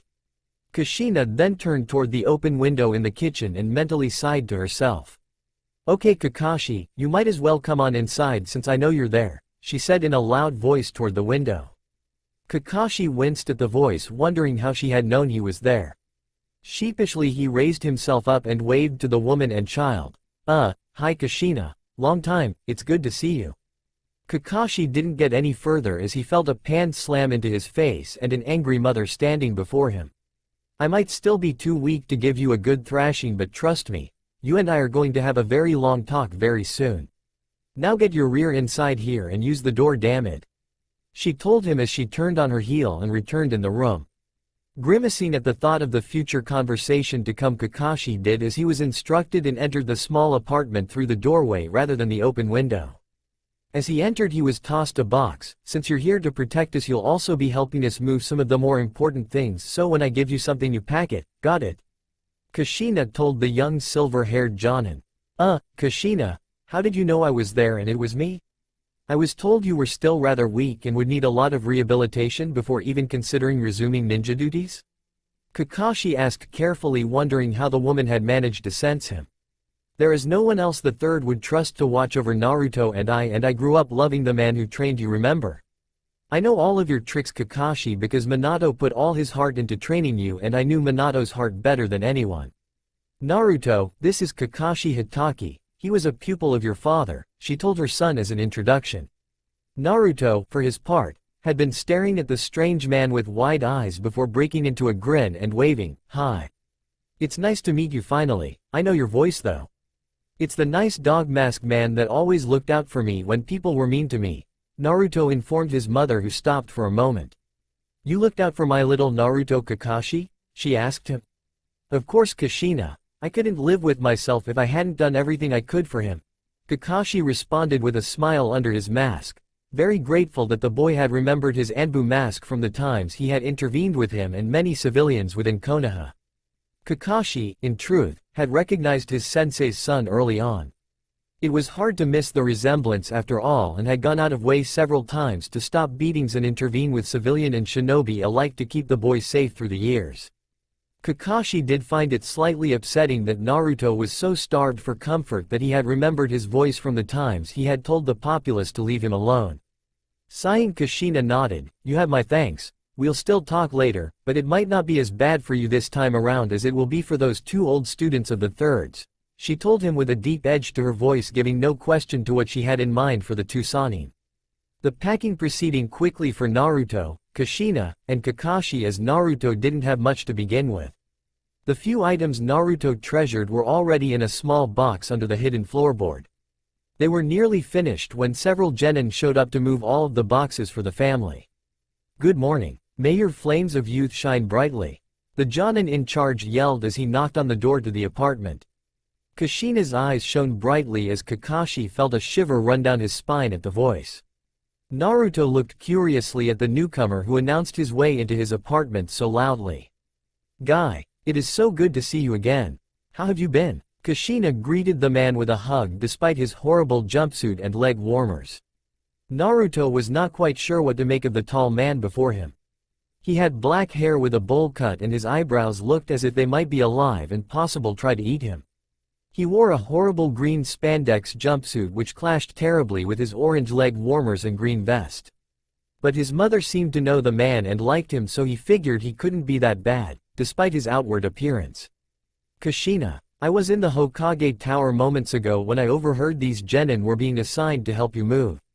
I was so happy to hear you were alive that I insisted on coming to help the genin here move you to your new home. I can't wait to get my own squad next year and finally be able to stoke the flames of youth in their young hearts." "Is that your son? He looks like a fine lad whose flames of youth burn brightly as his mother's. Do you mind if I ask, who is the father?" "I bet it was Minato," Guy told her as he gave her a wink and thumbs up with a smile so bright it hurt Naruto and Kakashi's eyes. Kushina smiled at his antics and patted him on the shoulder. "I am sure you'll be a great sensei, Guy. Just try not to overdo it, okay? And yes, this is my and Minato's son, Naruto. Naruto, I'd like you to meet Maida Guy, one of the strongest jonin in Konoha and a good friend of mine and your father's." Naruto grinned at the green-clad man. "Hi. What's with your spandex and leg warmers, and why do you keep talking about the flam?" Naruto began but was stopped by Kakashi's hand over his mouth and drastic motions not to ask anything about the flames of youth. Guy smiled again and noticed Kakashi for the first time, and his entire demeanor seemed to go into shock. "Arg. Kakashi has beaten me here to help. Once again you prove why you are worthy to be my rival, Kakashi. Since you beat me here, I will run 1,000 laps around Konoha backwards on my hands." Kakashi grimaced and sighed. "Hi Guy." Naruto pulled on his mother's pants legs. Mom, is he, sane?" Kushina giggled at her son. "Yes Naru, Guy is very much sane and very strong. He just overdoes things and is very excitable. But he is a good friend with a true and honest heart. He is also the best taijutsu user in the entire village, so don't let his outward appearance or actions fool you. Since you have beaten me here to help my rival, I shall pack and move more boxes than you. It is a challenge and a contest and will put me at 37 wins to your 36. Ha ha ha," Guy said as he flashed another smile while Kakashi picked up another item for the box in his hands and simple glanced over his shoulder. "Huh? Did you say something, Guy? Arg, your too cool attitude will not win this contest for you." Guy told him and began to speed throughout the apartment, neatly packing everything in sight while everyone else, including the genin, stood by and watched in amazement at the green blur. With Guy's speed and focus coupled with Naruto having few belongings of his own, the entire apartment was packed up in less than 2 hours and ready for transport to the mother and son's new home. At first Guy had insisted on carrying 4 times the load of everyone else, but Kushina managed to convince him that the genin needed some kind of work to earn their salary, to which Guy promptly agreed, much to the genin's disappointment. Hokage Tower. As the small group made their way through the roads of Konoha in the early afternoon together, the third Hokage was listening to a report given by an unusual informant. "Okay Jig, you and your team mapped the entire structure and are prepared?" the old man asked the leader of the team in front of him. The third Hokage listened to the report as he looked over the map laid out on his desk. If the map was any indication, there were networks of tunnels, training areas, cell block housing, medical facilities, storage units, and a large number of previously unknown structures built directly beneath the entire village. They were buried deep underground and obviously had taken a lot of time to build, but what shocked Hiruzen the most was that it spanned almost the entire length and width of the village. "Yes sir, we did as requested and entered the underground base through the doorway." The entrance was right where you said it was, in the old wing of the hospital. My team proceeded to split up and we each mapped out a section of the underground facility. As the map indicates, the structure beneath us is huge, but it seems sparsely inhabited. We only found small sections actually used by people, while other areas, unused right now, seem to show prior use with varying states of unuse. It looks like whoever is down there moves frequently to different parts of the base, probably to help avoid detection. Jig responded to the Hokage's question. Jig, like most of his team, was a small monkey and stood only about a foot tall, and his voice was a high-pitched squeak. He had dark brown fur which lightened somewhat near his head, and his tail was currently curled behind his back as he attempted to stand straighter to give the impression of greater height. As leader, he wore a black vest around his torso and, like the other members of his squad, had a Konoha Hitai 8, his being placed around his waist. Hiruzen nodded to the monkey. I agree, and I am aware of who it is down there, although I did not expect his operations to be so extensive. Is your team prepared to move out and lead Anbu units to the targets? Jig gave an affirmative response and Hiruzen nodded. The ninja monkeys vanished to meet their respective Anbu teams. I never expected you to sink this low, Danzo, Hiruzen thought to himself. At one time I would have let our old bonds hold me back, but I have seen where waiting and allowing a snake to live leads in life. I won't let it happen again. Near the Namikaze estate. It's obvious Naruto hasn't received near the level of training or help he needed, and I plan to rectify that immediately. It is disgraceful the way the instructors at the academy have neglected my son's training. By the way, Kakashi, you will be moving in with us to provide protection and help both Naruto and I train. Kushina informed the Jonin, who promptly tripped and landed on his face. Your flames of youth are so strong, Lady Kushina.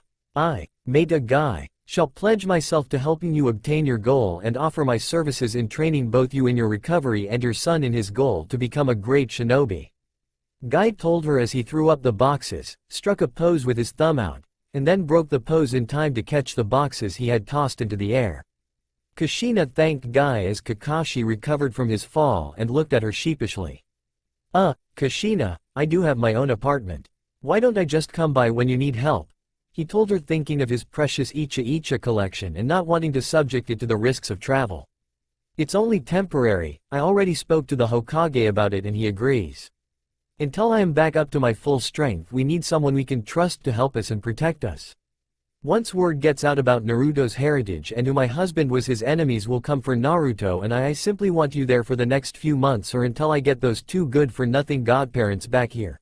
Kushina explained as Kakashi nodded, relieved that the arrangement would only be temporary and grateful for Jiraiya and Tsunade being the current focus of Kushina's wrath. The group had left the main roads of Konoha nearly 15 minutes before and begun to walk through a rather quiet part of the town.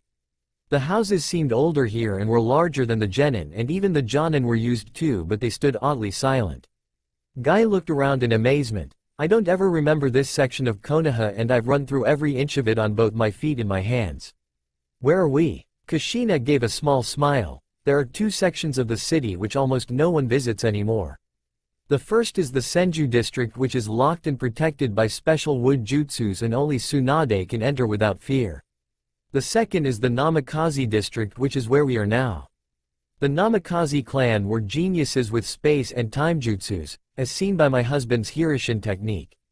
One of the clan's greatest achievements was to take their entire district and place a space and time jutsu on it, which causes the entrance to the district to be hidden from sight.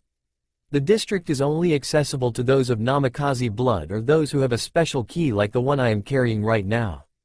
The jutsu creates a bubble around the district itself, so it is still very much part of Konoha, but if you were to walk into an entrance of the district, you would simply walk through it, passing through the entire district with a single step.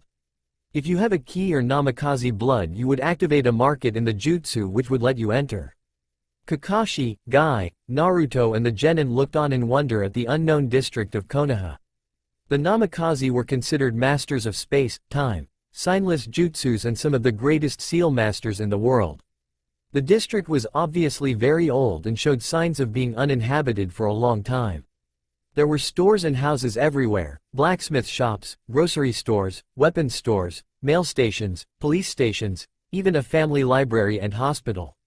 Everything was covered with the Namikaze clan symbol. a bright flame pattern spiraling outward from the center in a brilliant flash of color. Or it would have been a brilliant flash of color if the flags and clan symbols weren't faded to a dull brownish gray from time and carried many holes and tears in them from the weather. The shops varied in construction from those of brick and mortar to wooden structures.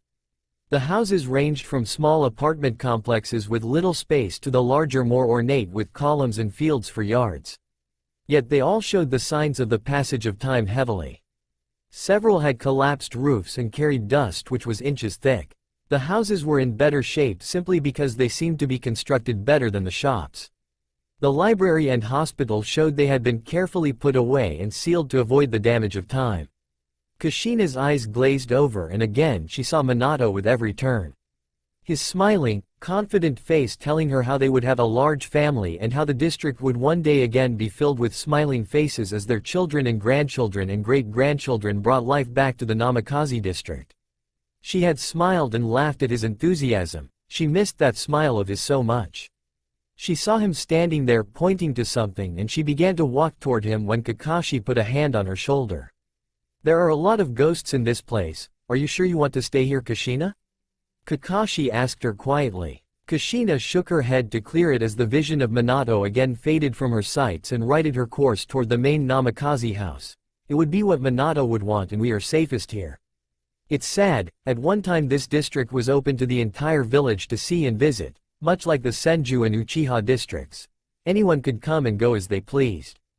But as the wars pressed in and their numbers dwindled from assassinations and being targeted by enemies from both outside and inside Konoha, the Namikaze became paranoid and sealed away their home in hopes of providing themselves with at least some measure of safety.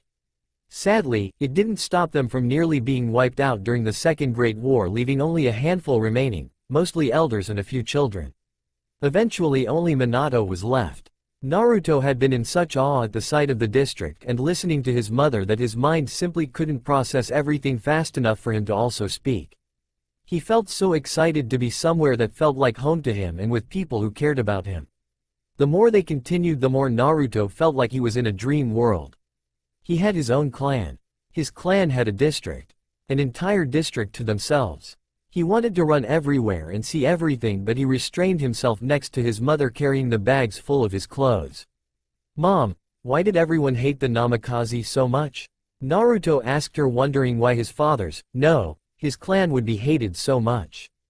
Kushina looked at her son and sighed. The Namikaze were a very powerful clan, much like the Uzumaki were at one time. But power creates fear in others who either want to maintain their own power or take it for themselves. The other villages hated the Namikaze because they were so dangerous in battle, while their fellow Konoha clans hated them because they were their rivals for prestige and power within the village. Naruto nodded even though he did not really understand all of it, and Kushina knew that.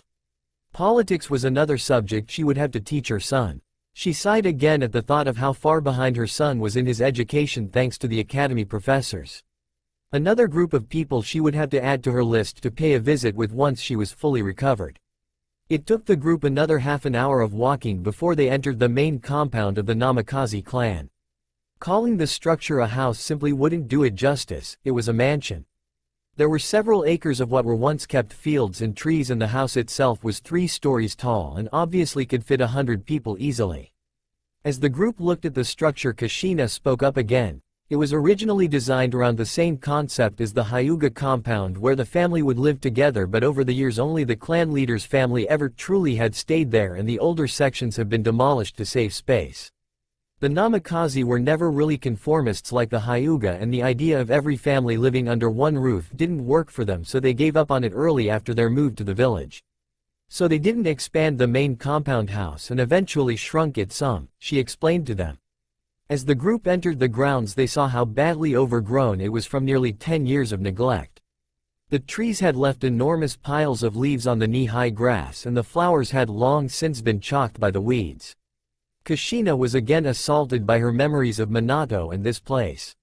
He had brought her here for their 1-year anniversary and given her a key to the district.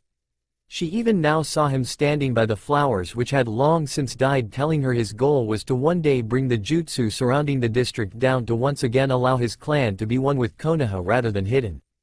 Kushina had to shake her head as they reached the doorway to the house. Thanks, you can leave the stuff there, Naruto, Kakashi, and I will get it the rest of the way, she informed them with a smile.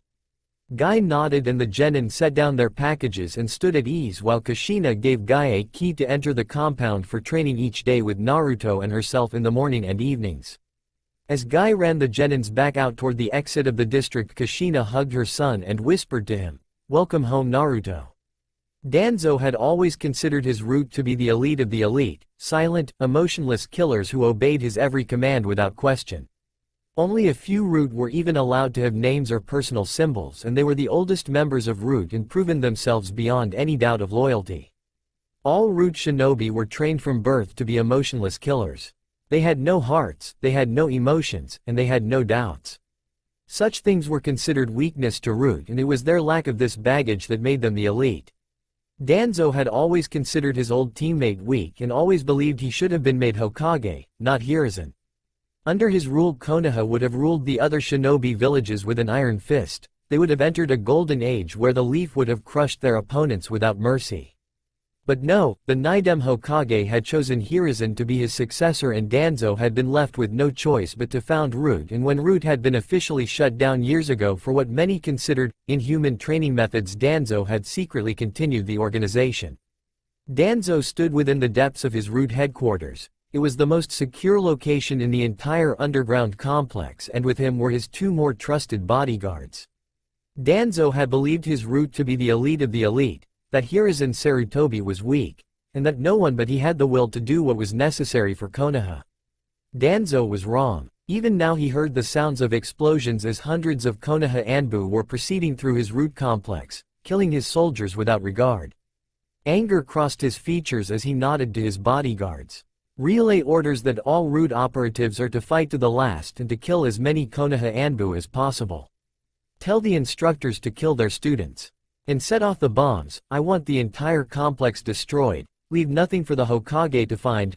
Danzo told his guard wearing a mask of a wolf, who nodded and relayed the orders. You may attack me, you may destroy this base, but you will get nothing from it, Hiruzen. I thought this day might come and have planned for it. I will return one day and I will be Hokage, either by acceptance or by force. Danzo thought to himself coldly as he nodded to his bodyguards. Danzo pushed a small stone in the wall of his office. The stone sunk into the rock, causing the wall to give way and slide backwards. Mechanisms behind the wall went to work and the wall slid noiselessly out of the way to reveal a tunnel leading away from Konoha.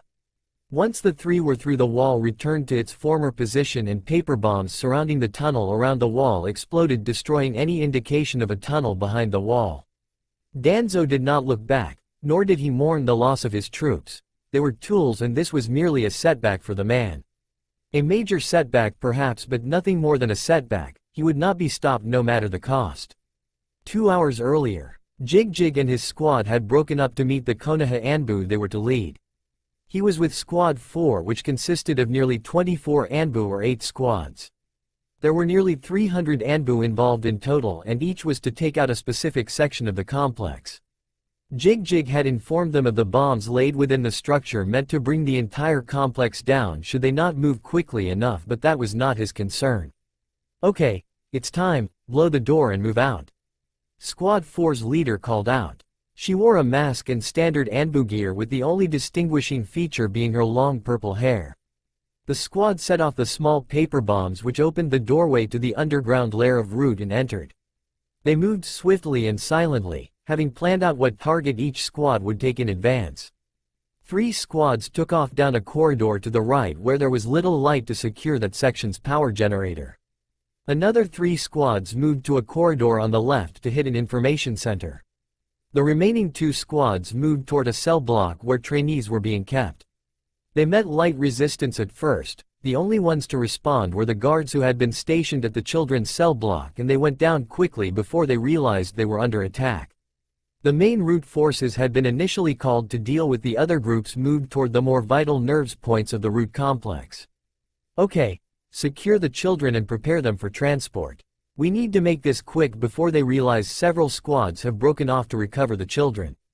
If they find out, they will likely try and kill them rather than allow us to take them, the squad leader told the others. They began to open the cell doors only to find something of nightmares. There were nearly 40 children here ranging from ages 2 to 8 years old, and they all looked like starved statues. Their bodies carried many deep scars and obviously untreated, open wounds. Several wounds were reddened and pus almost bubbled out of the torn flesh, clear signs of infection. Others looked to have broken bones which had not been repaired properly, if at all, causing joints or limbs to jut out in odd angles. Their bodies looked ready to fall down from exhaustion and malnutrition, but they still stood there at rigid attention, if they could stand at all. But the worst was their eyes. They were cold, emotionless, and dead. It was as if they had already expected death and accepted it without question. The Anbu realized what they were seeing. These were Danzo's rejects. The Anbu pushed their emotions aside. The sight of these destroyed husks was too much even for their calloused souls, and it took great control to suppress the anger that rose in their hearts. Several thought of their own families and realized how lucky they were that Danzo had never been allowed to become Hokage. It served a gruesome reminder and warning of what a madman without morals would do if given a chance. Listen up, we're here to get you out of this place. You will follow us and be moved to a secure location outside of this complex. Should you threaten or attack us, we will kill you without question. Please assist one another and move in an orderly fashion, do you understand? The purple-haired Anbu kept a tight rein on her emotions as she spoke to the children, who responded with a single, "Hi," and began to execute her orders. The children moved like machines without thought. It was unnerving how silent they were. They were so broken, so mentally conditioned, that even being told they were being granted freedom had no impact on their minds. They merely followed orders without thought or will. Elsewhere in the complex, other Anbu unit wasn't having nearly such an easy time. They had encountered heavier resistance as they moved into the several laboratories and information centers. The laboratories were well lit, clean, and furnished with the most advanced equipment available. But there had been nearly a dozen Root members attempting to stop them from entering the location. The battle had been thankfully short but fierce. Once again, the element of surprise had given the Anbu a much-needed advantage, and the Root had lost half of their number in the initial assault and were quickly overwhelmed thereafter. The scientists working in the labs were either captured or killed, depending on their choice. Anbu members cared little if they chose death after they viewed the labs, and it was only straight control by their captains that kept the entire situations from becoming a mass murder and bloodbath. Inside the laboratory they saw dozens of large tubes with what looked like children inside. Most of the tubes looked to be of deceased, but a few were still lit from within. Heart monitors beeped steadily at brightly lit control consoles connected to these lit tubes. These children looked to be connected to feeding tubes and breathing apparatus.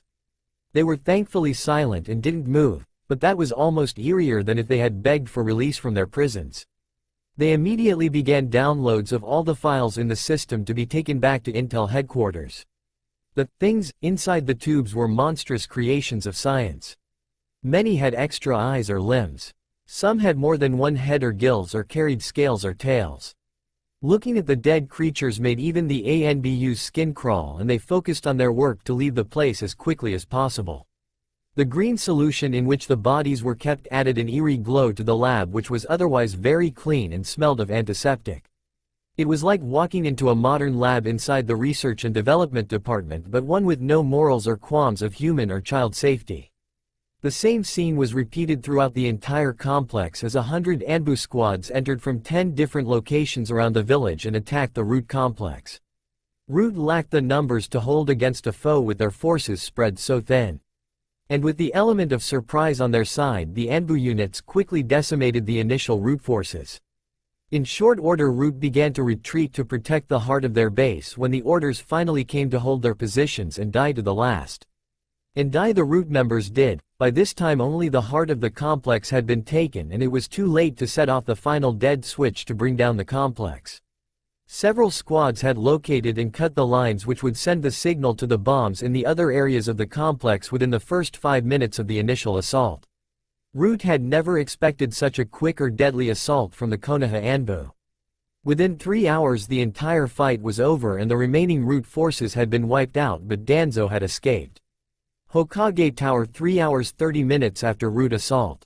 Several Anbu stood before the Hokage. It was late in the evening, nearing 1 in the morning. The assault had taken place when their information said the guards would be nearing shift changes and be tired and more likely caught unaware. Hiruzen Sarutobi sat at his desk. He looked and felt older this evening than he had in years. Each day it seemed his robes were looser, his burden heavier, and his body all the more exhausted. This night reminded him of many of the hard decisions he had been forced to make over the years. The defection of Orochimaru, the slaughter of the Uchiha clan, the Kyuubi attack, and now the fall of his old comrade Danzo. Smoke left his pipe as he listened carefully to the report from his Anbu. "Sir, squads breached the entrance to the root complex approximately 3.5 hours ago. We met little resistance and were quickly able to kill their initial guards and secure 80% of primary targets and 60% of secondary targets before their response came within the first 20 minutes. We lost 6 squads in their counterattack, as our information said root itself was not very large and it seemed smaller than intel suggested.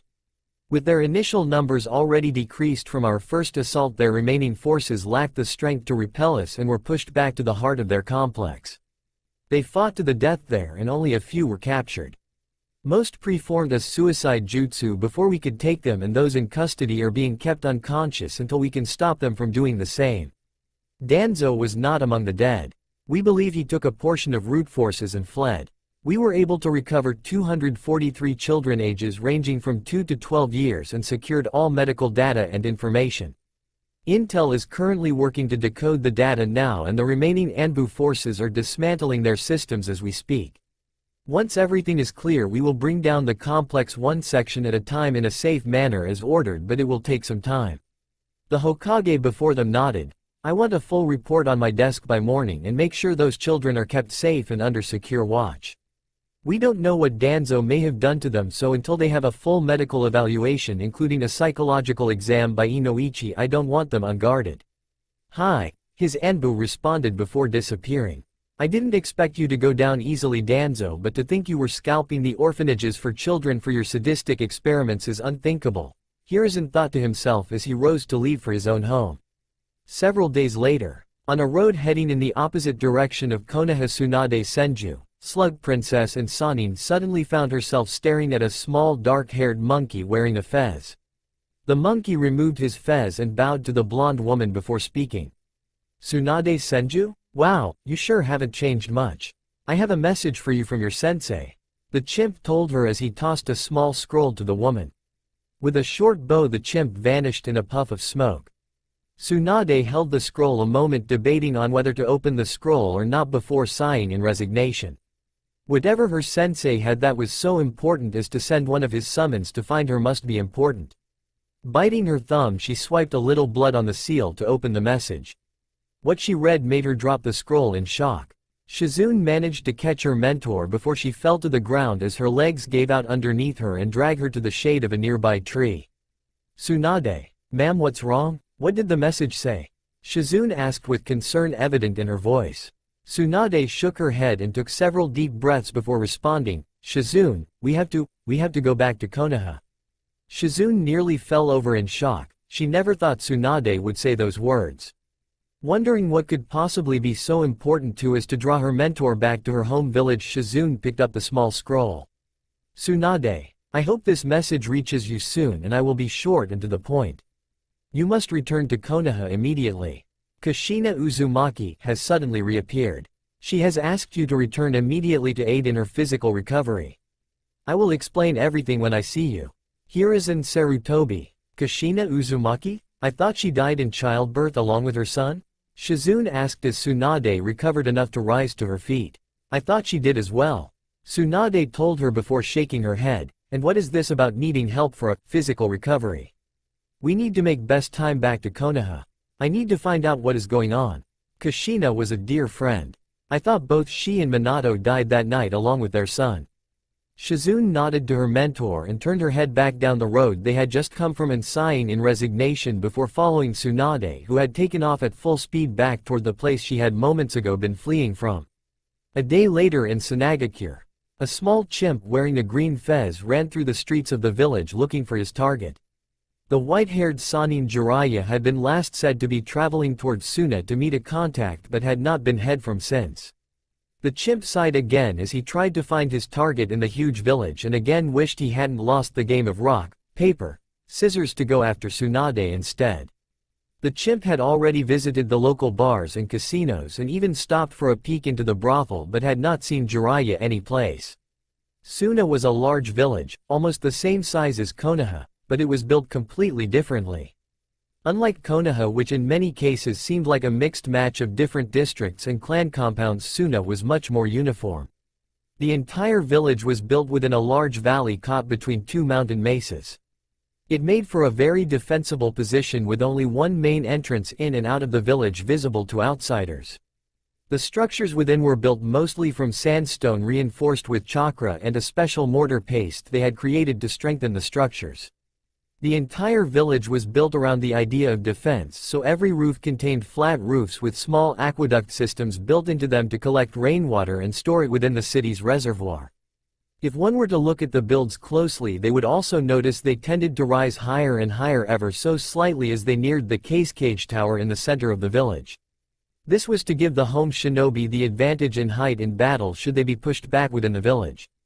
Color wasn't a common sight in a village built of stone and sand mortar. Typically the only color to be found was inside the houses, while the outside of the buildings were more normally a golden dust color which glowed during the sunrises and sunsets of the deserts. It gave an almost magically appearance to outside visitors who would stop and stare as the sun set the buildings ablaze in golden glory. Unlike Konoha, which was typically separated into districts and clan compounds, Suna was built in a much more open manner. The clans typically had large clan houses rather than compounds and were much more connected to the populace. Where many of the clans of Konoha, such as the Hyuga and Uchiha, would seal themselves away, the Suna clans typically intermingled to a much greater degree. This was mostly caused by the necessity of being in a confined space rather than choice, as many of the clans maintained their superiority, much like their Konoha cousins. Currently the small chimp in the green fez was making his way on a side alley toward what was commonly seen as the Suna Bazaar's black market. After checking the usual places where Jiraiya would be found, he decided the next place the Sannin might be would be in the black market, where he could gather information easily from the seedier elements of the great villages underground. It didn't take long for the chimp to locate the so-called black market. Sanagakure may be a great shinobi village, but it was commonly understood that the black market provided them with a large supply of information and specialty items not commonly found in the main bazaar. Because of this, many of the more powerful clan and civilian leadership considered it to be useful and, while not openly assisting, tended to turn a blind eye to their activities. As the chimp entered the black market, he was surprised to find what appeared, on the outside, to be nothing more than another section of the bazaar. He jumped along the tops of the stands and saw nothing out of the ordinary and was extremely confused. None of the merchants were selling anything strange or looked different. It wasn't until some hours later, when he saw several masked men wearing dark-colored robes appear from a cellar door from the back of a merchant's shop, that he understood. The black market was not found in the open street or inside any of the merchant shops, but was in fact a large hollowed-out cavern beneath the bazaar section of Suna. The chimp quietly entered a shop and slipped into the door, following a young man of obviously wealth inside the cavern. Once down in the depths of the black market, it didn't take long for the chimp to locate his target. The cavern was brightly lit with torches and glowing stones, and merchants didn't speak to any but those who came to them. It was interesting to watch the exchanges taking place here. An interested party would walk to the merchant and, without a word, hand him a certain amount of ryu. Once the merchant had the ryu in hand, they would nod and invite the interested party inside their shop. If the party chose not to buy anything, they would leave, ryu not in hand, as payment for seeing the merchandise and the risk of the merchant himself. If they chose to buy the item, the already paid ryu went toward the purchase. Everything was done with minimal talk, and their discussions were conducted in separate rooms from the merchandise. It was in one of these rooms where Jiraiya was currently located. He was speaking quietly to someone in a large dark blue robe who had a mask on to cover his or her face and a hood up to avoid giving away any features. If anyone were to look, they would not be able to tell even the gender of the man sitting with the toad sage. The chimp sighed to himself and waited for the Sannin to complete whatever task he was about before delivering his message. Many people only ever viewed Jiraiya as the super pervert he wanted them to see. What was underneath the guise of the pervert was something else entirely. Jiraiya was Konoha's spy master, and he got the job not because of his connection to the third and fourth Hokages. He got it because he was extremely good at it. As the chimp observed, Jiraiya spoke quietly, listened closely, and never once let his guard down. He never made a joke or perverted comment, he was all business here. His eyes and his movements were precise, and his ears trained to listen not only to the robed man before him but also every noise around. By the end of the conversation, Jiraiya handed over a bag to the person who nodded after taking a look inside and giving him a scroll in exchange, and silently disappeared through another door in the room. The chimp rushed to follow as the white-haired Sannin moved swiftly and almost undetectably through the underground. He seemed to pass through the shadows and light as if he was part of them. It didn't take long for Jiraiya to exit the black market, and when the chimp exited he found himself grabbed by the back of the neck and pulled upward. "Well, my little friend, I know you have to be one of Sensei's summons, or else you wouldn't be following me with such poor skill. It's not safe to try and catch Jiraiya, the legendary Sannin and Toad Sage, unaware. Now, why don't you tell me why you're following me, huh?" The white-haired old man grinned at the small monkey in his hand, who looked as if he was about to have a heart attack. Without a word he handed over the scroll to the old man, who nodded his thanks and, after swiping a bit of blood over the seal, opened the scroll and read its contents. As he read the scroll, Jiraiya's eyes went wide and his face began to pale. He looked for the chimp, but he had already vanished in a soft poof of smoke. With a soft sigh, Jiraiya decided sake was needed, and lots of it. "I am in so much trouble now," Jiraiya said softly as he looked for the nearest bar. 10 days after Kushina's return, Naruto had found his new home filled with wonder and beauty. The main house of the Namikaze clan had been built when their clan had first entered Konoha. It was built around the idea of symmetry and seals. The building was 3 stories high and held within it a huge reservoir of knowledge, history, and pride. The build was a gray stone with marble floors in the hallways rather than wood. It had 8 large pure marble columns out front on a large porch open toward the rising sun. The building was built in an odd shape. After asking why it wasn't square or rectangular, Kushina explained to Naruto that the home itself was built in the shape of a symbol. It was a grand idea that the Namikaze clan had when they first moved here. They wanted to make their house also a seal, which would grant it extra protection against intruders and cut down on upkeep. It was a massive undertaking and experimentation. They used stone rather than wood because it was easier to ground it and it was more permanent with less chance of bending or moving over time. They then laid chakra pathways through the marble and stone of the house, almost like a chakra network. This network runs through the entire house and everything on the grounds, including the gardens and monuments along the walls, Kushina had explained to him. When Naruto had asked if they had been successful, Kushina had explained the experiment was a partial success. After taking nearly a decade to complete, the house maintained a complete chakra network that was self-perpetuating through the energy within the ground. It meant that the stone and anything connected directly to the house, including painting, books, gardens, etc., would never fade or wear with time. The house itself would continuously regenerate itself. However, while the house could detect intruders, the defensive portion of their experiment had failed.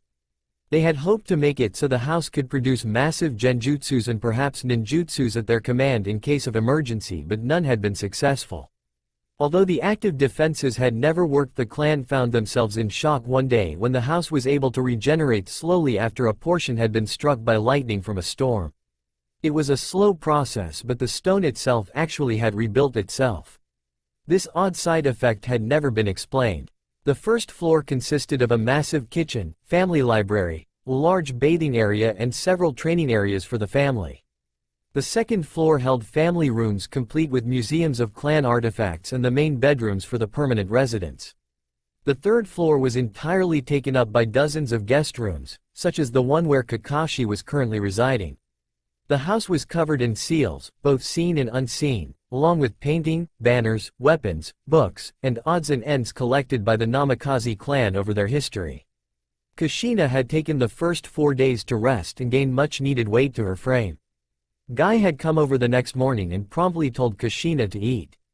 It was a surprisingly revelation to everyone that Guy was a gourmet chef. He explained that being a taijutsu specialist meant he had to watch his diet, and since most of the restaurants in town could not provide the specialty diet he needed, he had been forced to learn how to cook. And, being Guy, he had done it with his usual gusto and pushed himself to be the best chef he could. While eating breakfast, he had told Kushina that for the first few days he would be feeding her every 3 hours and spend the time between doing yoga forms to restore her flexibility and small amount of tone while getting her weight back up. Guy explained that they would need to take her recovery very slowly, and only once she had gained enough weight would she be able to start light workouts. So it was that for the first 4 days Guy would stuff Kushina, Naruto, and Kakashi, who was forced to admit that Guy was a better chef than him, with delicious high-protein meals every 3 hours, then take Kushina to perform yoga. He checked her weight and muscle mass every morning and evening to be sure she was gaining weight, which she did quickly thanks to Guy's special meal program. After 5 days, Guy had said they could begin doing very light workouts. Kushina would awaken 1 hour before the sun, drag Naruto out of bed, kick Kakashi out of his bed, and meet Guy and Kakashi at one of the family's training fields. They then went through 15 minutes of stretching, 30 minutes of yoga, half an hour of extremely light warm-ups, a short run, and proceeded to combat forms. Kushina realized her limitations quickly the first morning when she attempted the run against Guy's advice. She was exhausted after the initial run that had not even reached a quarter of a mile. She had attempted to ignore the exhaustion and continue the run, but Guy had stopped her. He reminded her that if she wasn't careful she could set her own recovery back by months, and had her walk the remainder of the distance to complete only a single mile. Guy tended to be extremely strict with his patient and continued the regimen of 3 meals a day, although he altered them slightly to be a bit smaller and in line with the changes in the workout. After the warm-up was done, usually as the sun was just cresting the hill, they began their morning workout. There was no sparring, except for between Kakashi and Guy once, and the entire morning tended to be devoted to forms. Kushina's body remembered the forms, but its inactivity had sapped it the familiarity which all ninja required in order to survive.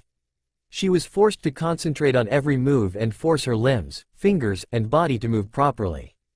But even with the intense concentration she had, Guy found many problems and quickly corrected her. Guy was quick to correct issues in Kushina's forms as she attempted to slowly move from one to another, often having her start back at the beginning. In the afternoon, Guy would make sure Kushina rested for at least 2 hours before taking her to the lake within the Namikaze district. Swimming, he told her, would help her regain muscle mass and tone very quickly and be the easiest on her body. So in the late afternoon Kushina would often be found doing odd exercises in the water under Guy's watchful eyes. Once that was finished they would break for dinner and relax from the day as Guy and Kakashi told stories to Naruto and brought Kushina up to date on what had been happening for the past 10 years. Naruto was another problem entirely. He was full of energy, but it was obvious from the start he lacked any kind of proper training. Kakashi was the one who endured most of Naruto's banter. Kushina gave Kakashi vicious grins as Naruto followed the older shinobi around like a younger brother, pestering him. Kakashi privately thought she planned this as part of her revenge for him not being more involved in Naruto's life. Naruto had never been trained in combat forms properly from the start and had no style of his own. All 3 adults were appalled the first time he attempted to do the basic combat moves. Kakashi's mouth dropped and Guy nearly wept at the sight of such poorly kept flames of youth, barred so early by lack of instruction from reaching their phoenix zenith.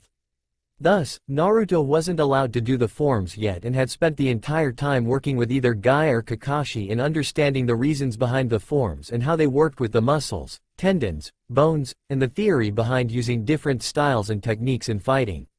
He was even given a massive amount of reading and homework, much to his dismay, which Kakashi, Guy, and Kushina were all forced to endure. "But why can't I do the exercises yet?" Naruto asked again when Kakashi told him he would not be joining his mother or Guy to work on combat forms that morning. Kakashi sighed. "Naruto, you know why. We've explained it several times before, but let's try an example this time, you might understand better. Ramen." At the magic work Naruto perked up and Kakashi knew he had the boy's full attention. They had quickly learned that if they gave an example using ramen or another of his favorite food, Naruto would understand the concepts much quicker. "Okay, what would happen if you tried to eat ramen raw? Would it taste good?" Kakashi asked the boy. Well, I've done it several times and it tastes okay I guess, Naruto responded. Okay, but what happens if you add hot water to the ramen, doesn't it taste better? Kakashi asked again. Well, of course, ramen is always better if you let it have hot water, Naruto responded promptly. Good, now why is that? Because the hot water makes the noodles soft and lets the seasoning soak into the water to make broth and coat the noodles, Naruto said as he felt his stomach begin to hunger. Deciding that if he didn't wrap it up soon he might lose Naruto to dreams of ramen, Kakashi began to explain the meaning behind the questions. Now, the knowledge you're gaining is like that hot water. Without it you can fight, but you won't be nearly as good with it because it allows you to be seasoned, so to speak, and gives your fighting ability a greater impact. Knowing where and how to throw a punch is just as important as the strength and speed. But every true shinobi understands the reason behind why you can throw that punch, what muscles are used and which tendons allow that movement. If you know that, then you know also what muscles and tendons your opponent is using. Once you know this you can attack the weak points in the defense that much easier. Just like once the hot water is added the seasoning is spread over and incorporated into the noodles. Make sense? Naruto had giant ramen bowls in his eyes but nodded and sat down to take notes as Kakashi began to lecture about muscular and skeletal makeup and use in basic shinobi combat forms. Kakashi had never been a very good teacher and, in truth, if it wasn't for the fact that Naruto and Kushina were his sensei's family he would never have been willing to even do this much. But he felt he owed it to his sensei and he had to admit that Kushina was pretty scary when she got angry. What surprised him more than anything was Naruto. The boy had obviously never been trained properly and from the looks of it had been trained improperly on purpose. His movements were completely wrong and he left wide open gaps in his defenses. On the first day they had asked him about it and he had said his instructors at the academy had told him he was different and that those movements were correct for him. It had taken the combined might of Kakashi and Guy to stop Kushina from attacking the entire ninja academy.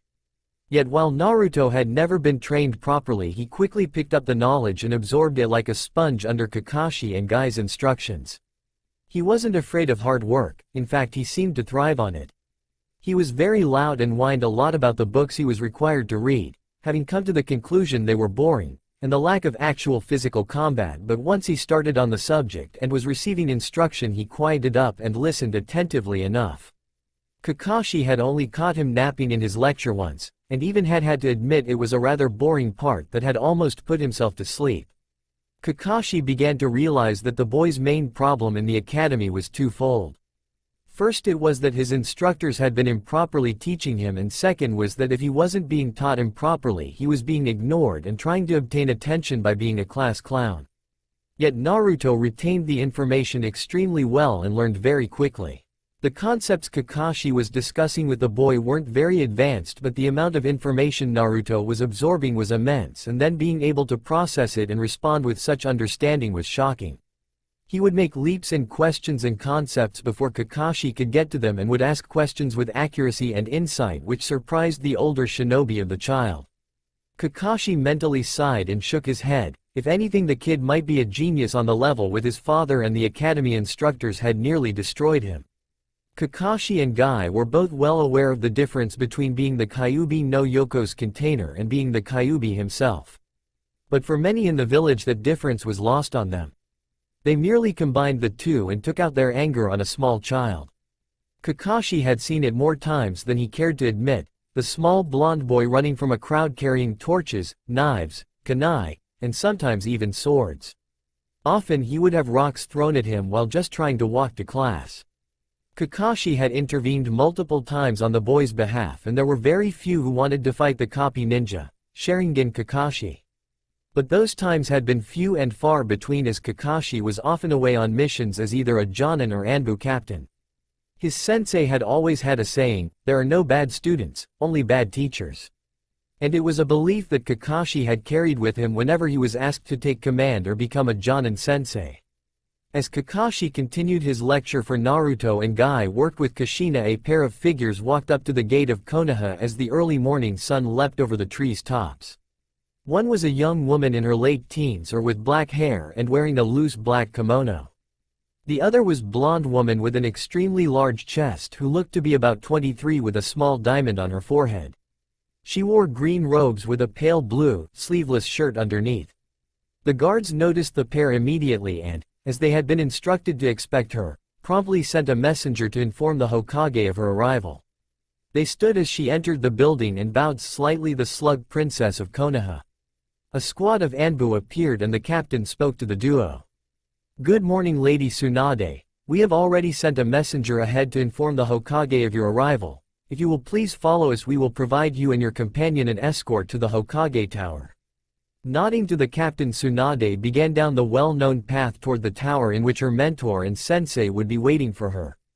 As the group walked, there was a small crowd already about on their daily business, even for this early in the morning, who cheered at the sight of one of their beloved Sannin and granddaughter of their Shodai Hokage. They smiled and waved, but Tsunade ignored it mostly. Tsunade's mind was busy with other matters. Kushina was alive, but if she was alive, then what about her son?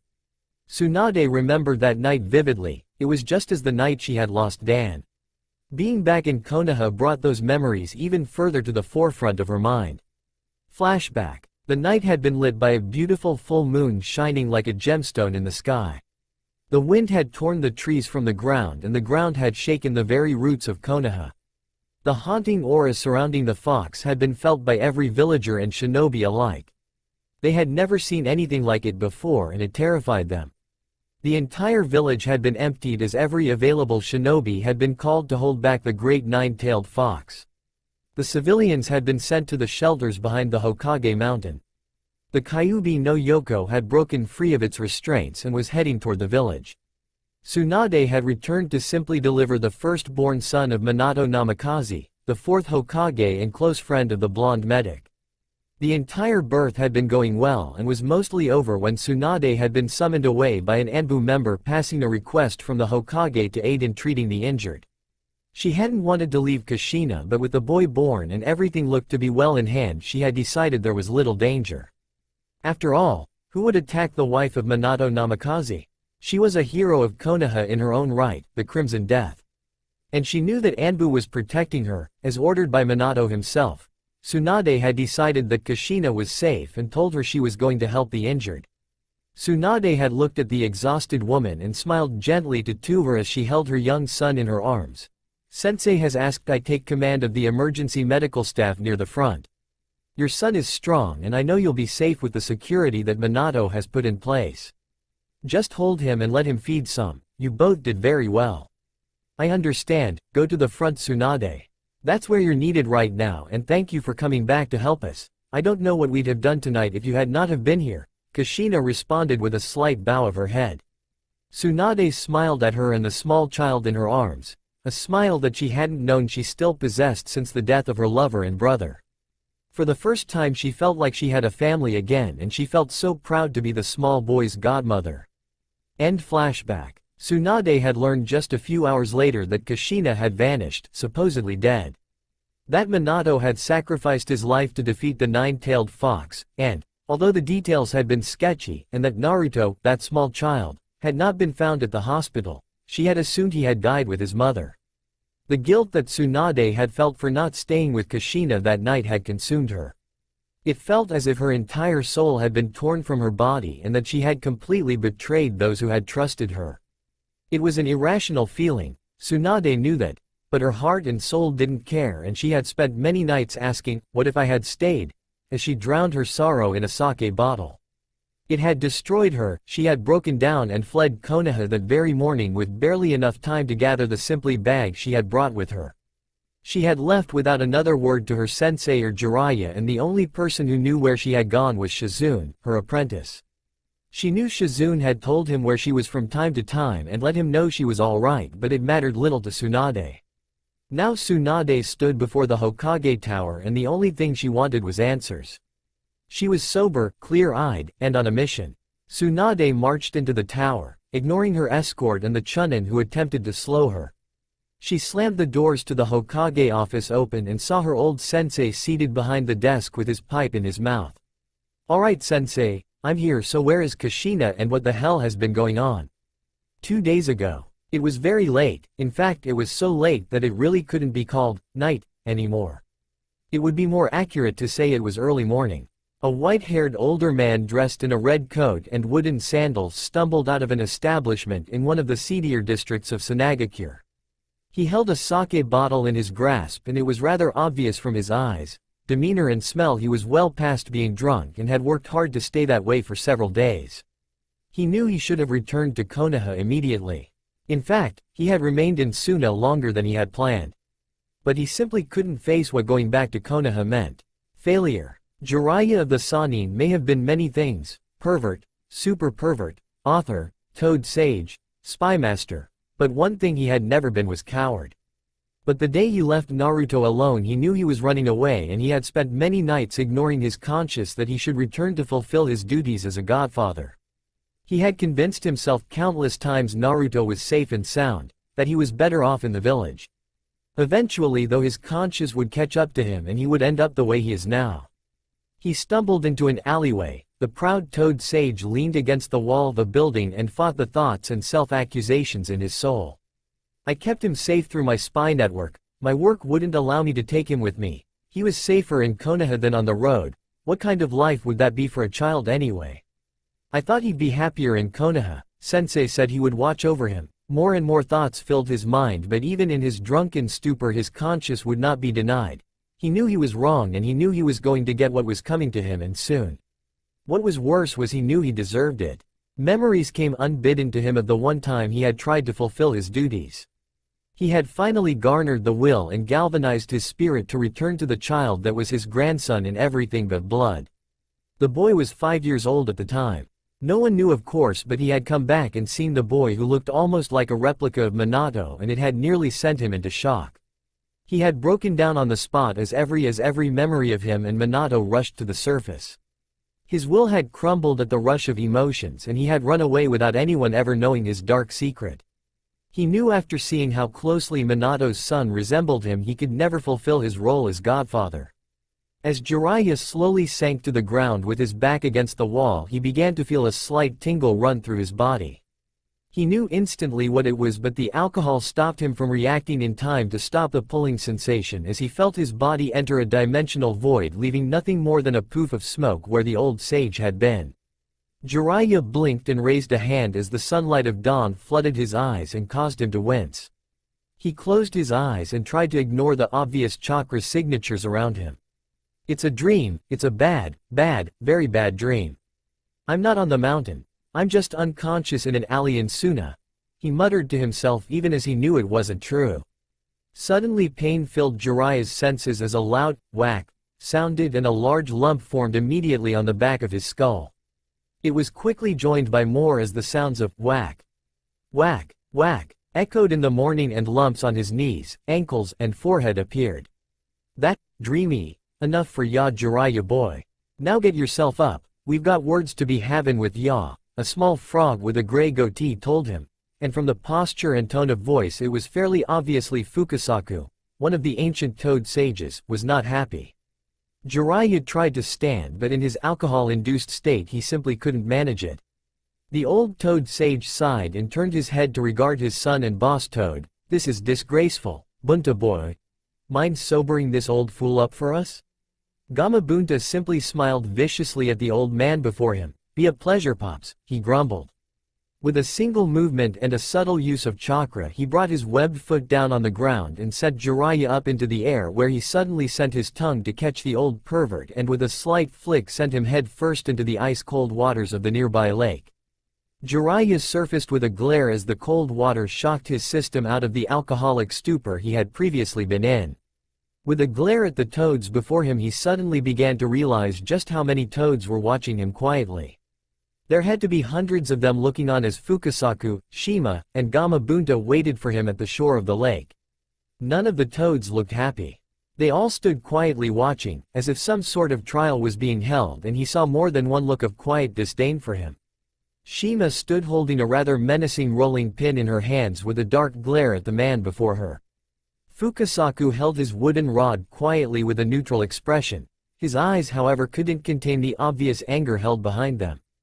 Gamabunta seemed the least angry at his old friend, but even his rigid posture was vastly different from his normal relaxed demeanor, betraying his own emotions and the seriousness the situation demanded. Before Jiraiya could consider running for it, he felt Gamabunta's massive tongue encircle him and lift him from the water to be deposited on the land before the three toads. Hi guys, you look well. Jiraiya started before a loud whack silenced him as another bump added to the one he already had on the back of his head. Ouch! What was silence? Gamabunta roared. You were not brought here to speak, Jiraiya. You were brought here to listen, so shut up for once, you pervert, and listen. Fukasaku nodded to his son and fixed a glare on Jiraiya. Jiraiya boy, we've recently received a very interesting message from the Monkey King Enma sent to us by the Hokage of Konoha. He began as his eyes narrowed at the man before him. He asked us to help find you as a request by Kushina Uzumaki. Now, we don't want any of your excuses, so don't even try. We know Kushina was Minato boy's wife.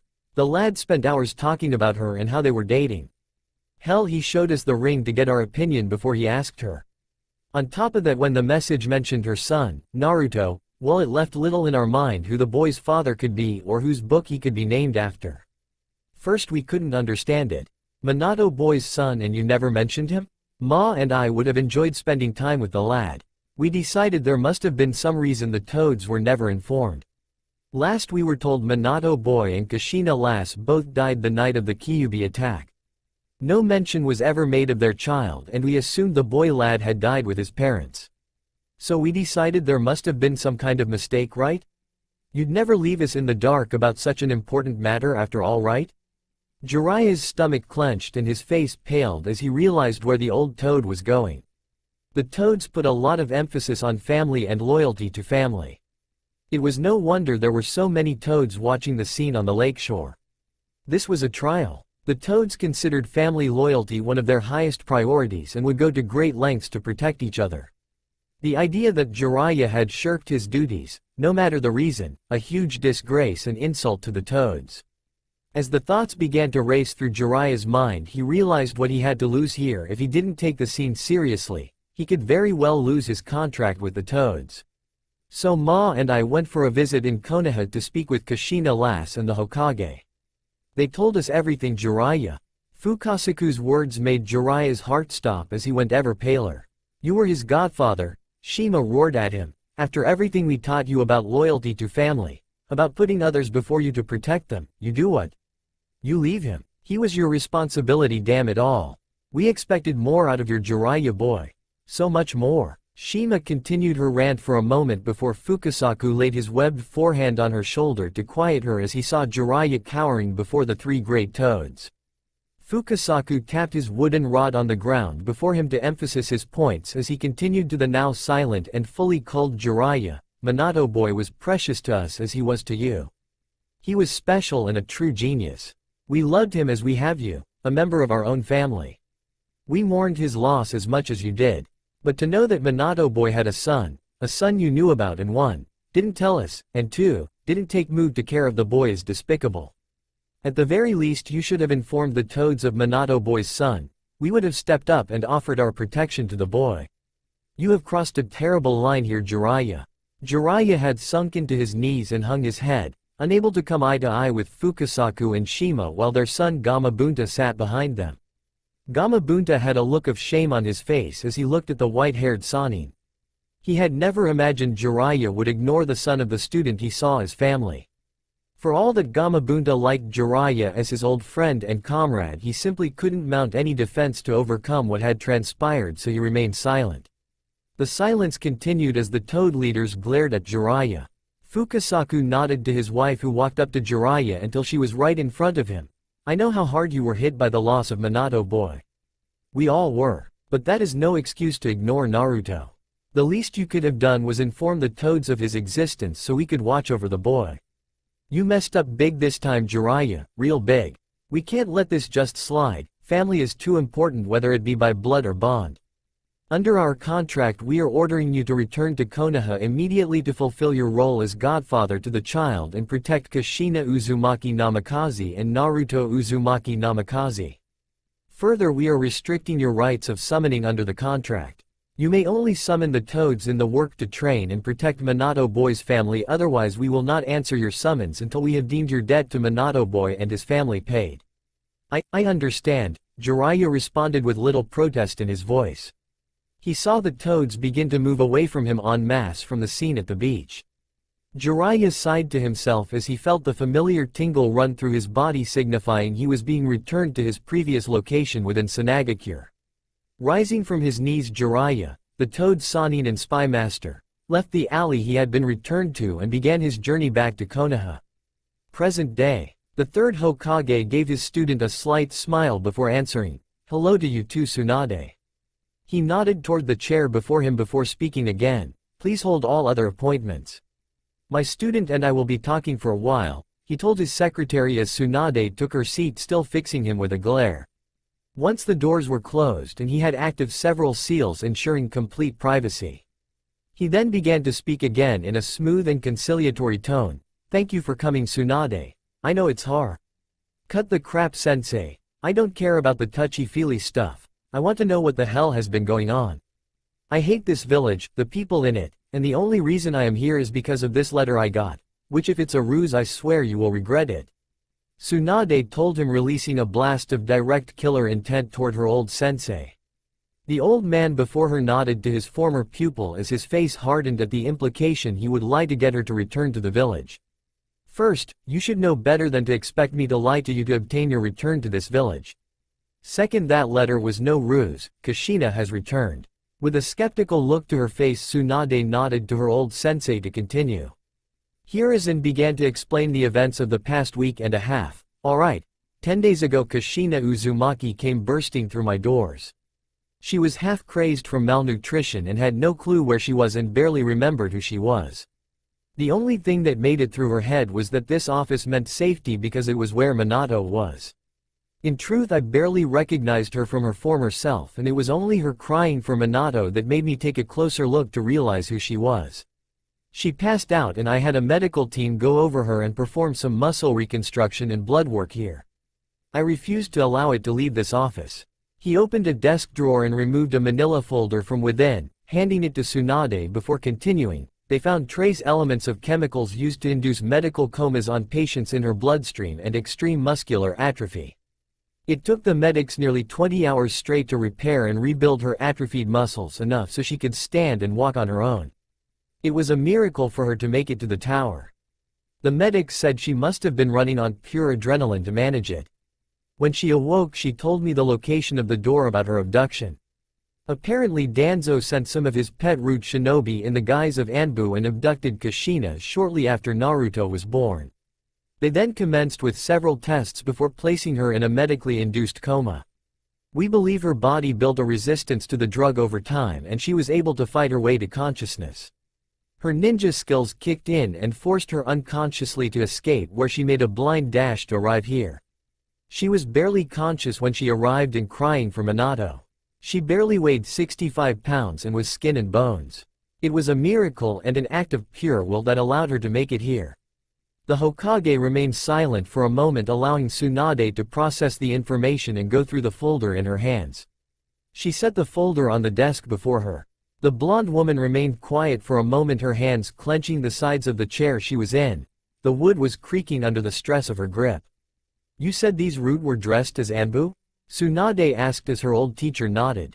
She gripped the side. "When I left her at the hospital, it was because Anbu said you requested my help in the field hospital."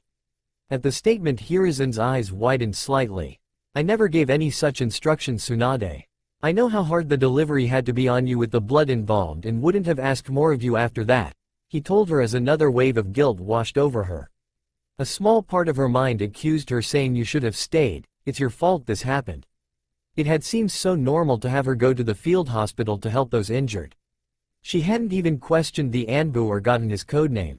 Tsunade's jaw clenched in anger and frustration at the now revealed betrayal and the realization of how deep Danzo had been in Konoha's system to pull off such a stunt under her nose.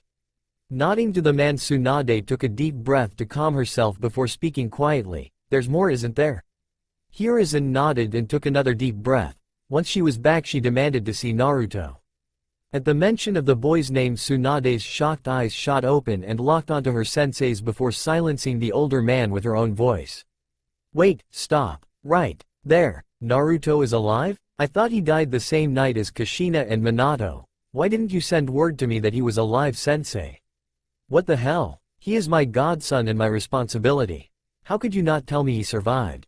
Tsunade glared at the older man, releasing a significant amount of killer intent. Hiruzen coughed and looked uncomfortable at the question, failing to meet his student's furious gaze before finally taking a calming breath and meeting the blonde's eyes with his own to answer her. The truth is, Tsunade, you ran away from the village before I had a chance to tell you, and when I finally got word you sounded completely broken. You were an emotional wreck who drowned her sorrow in sake and gambling. How could I ask you to take on the role of mother that knowing Naruto lived would demand of you? After the first few years I thought about trying to bring you back and even went so far as to leave a standing order with the Anbu that if you were seen to pass a request for you to return to the village. That's a load of bull, sensei, and you know it.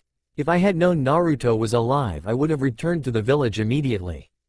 He was a connection to my past, the only one remaining with Minato and Kushina dead. How could you deny me that? It wasn't your choice to make old man. Do you know many nights I poured sake down my throat trying to forget how I had failed that small baby and his parents? Do you? Tsunade yelled at the old Hokage before her as she stood up and slammed her fists into the wooden desk before her, leaving indentions into the polished wood. Tsunade noticed how her teacher seemed to grow older before her very eyes as he sighed. It wasn't until that moment that Tsunade realized how old Hiruzen Sarutobi was. His skin seemed to hold more wrinkles than she remembered, and his shoulders almost visibly sagged under the weight of the decisions he had made in his time as Hokage. His eyes were unfocused as he remembered the past decade and the decision he had made before refocusing on the present and his student. The old Hokage closed his eyes for a moment before speaking quietly to his old student, the truth of his words ringing in his tone. The truth is, I made a mistake and I am not so arrogant as to not admit it. I truly believed what I did was the right thing, but you were right. You deserved the chance to make the decision yourself. I should have called you back and told you. I'm sorry, Tsunade. I know if you had known Naruto was alive you would have come back. I failed Naruto in that regard, and by doing so Minato and Kushina as well. Sighing to herself, Tsunade simply couldn't remain angry at the old man. He had tried to do his best, but sometimes people simply made mistakes, and at least he had been willing to admit it. It was always a hard reminder that Hokages were people too, and not the all-knowing and all-powerful beings people believed. Tsunade returned to her seat and the two were quiet for a moment before she finally spoke again.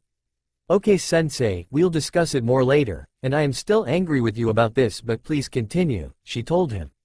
Nodding to her, Hiruzen resumed his story. Once she was awake, the first thing she wanted was to see Naruto. After getting her to eat and shower, we left for the academy and she nearly fainted on the spot at seeing him. It was rather an adorable moment for the two of them. I had my crystal ball take pictures, I'll show you some time. After several discussions, Kushina demanded Minato's effects and will and moved into the Namikaze district with Naruto and dragged Kakashi along with her for protection. She wanted to announce their new status as Minato's family immediately, but I managed to convince her to wait until you and Jiraiya returned for extra protection against any enemies both inside and outside of the village. Currently, Guy and Kakashi have been overseeing Kushina's rehabilitation and Naruto's remedial training. I see, and why exactly does Naruto need remedial training? The blonde before him asked as her eyes narrowed, her mind already reaching conclusions about the reasons motivating such a move. According to Kakashi, Kushina, and Guy, Naruto has been instructed incorrectly by the academy professors for several years before Iruka took an interest in the boy. I was going to take care of the situation, but Kushina requested I wait until she was well enough to handle the situation personally, the old Hokage told her as he grimaced at the idea of what Kushina might be thinking. Well, I will say you made one hell of a gigantic mess here. What about Danzo and his route? I am assuming you haven't just let him get away with kidnapping Minato's wife? And if he's still alive, I want a piece of that ugly old bastard. Tsunade told him with a murderous glint in her eye that promised a long time of torture. Hiruzen sighed again. Danzo's route have been dealt with, but Danzo himself has escaped.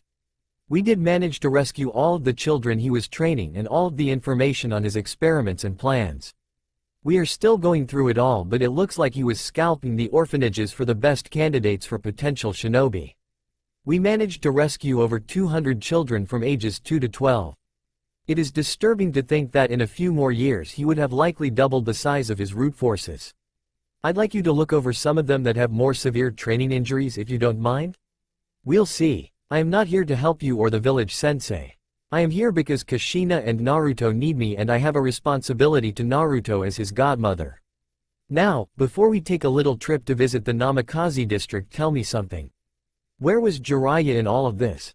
She asked him with an evil gleam shone from the eyes of the blonde woman as she said the name of her former teammate. Jiraiya, well, from what I have heard, should be on his way back. I know the message I sent him got through, he told her carefully. Tsunade raised an eyebrow at that. You know that's now what I mean, sensei. Where has Jiraiya been for the past 10 years? He is Naruto's godfather after all, and I know he didn't run off like I did. So where is the old pervert and, judging by your reaction, why has he not been here? I think it would be best to ask Jiraiya that himself when he arrives, don't you think? Hiruzen told her as he skirted the subject carefully to avoid angering the blonde Sannin before him. As she narrowed her eyes, Tsunade nodded. I suppose you're right, sensei. It would be easier to ask him in person and there would be less chance of him escaping if he doesn't have a damn good reason for not being here. Now, I think we were about to make a short trip to the Namikaze district, weren't we? Yes, but before we go there is something we need to discuss, the Hokage told her with a seriousness he hadn't held before. With a nod from his student he continued. I'm concerned with Kushina's mental stability. I've been receiving reports from Kakashi daily, and while her physical health has continued to improve thanks to Guy's rehabilitation training, it is obvious that her mental health isn't keeping up. It is to be expected in some part since she woke to a loss of 10 years of her life, but he says he has noticed her spacing out randomly. Or she will stare at places around the district or the house or gardens as if expecting someone to come around the corner. From what Kakashi tells me, she seems to lose herself in memories rather than staying in the present. About the only thing that seems to keep her in the here and now is Naruto. I'm worried the stress of losing so much at once may be too much for her mind to handle.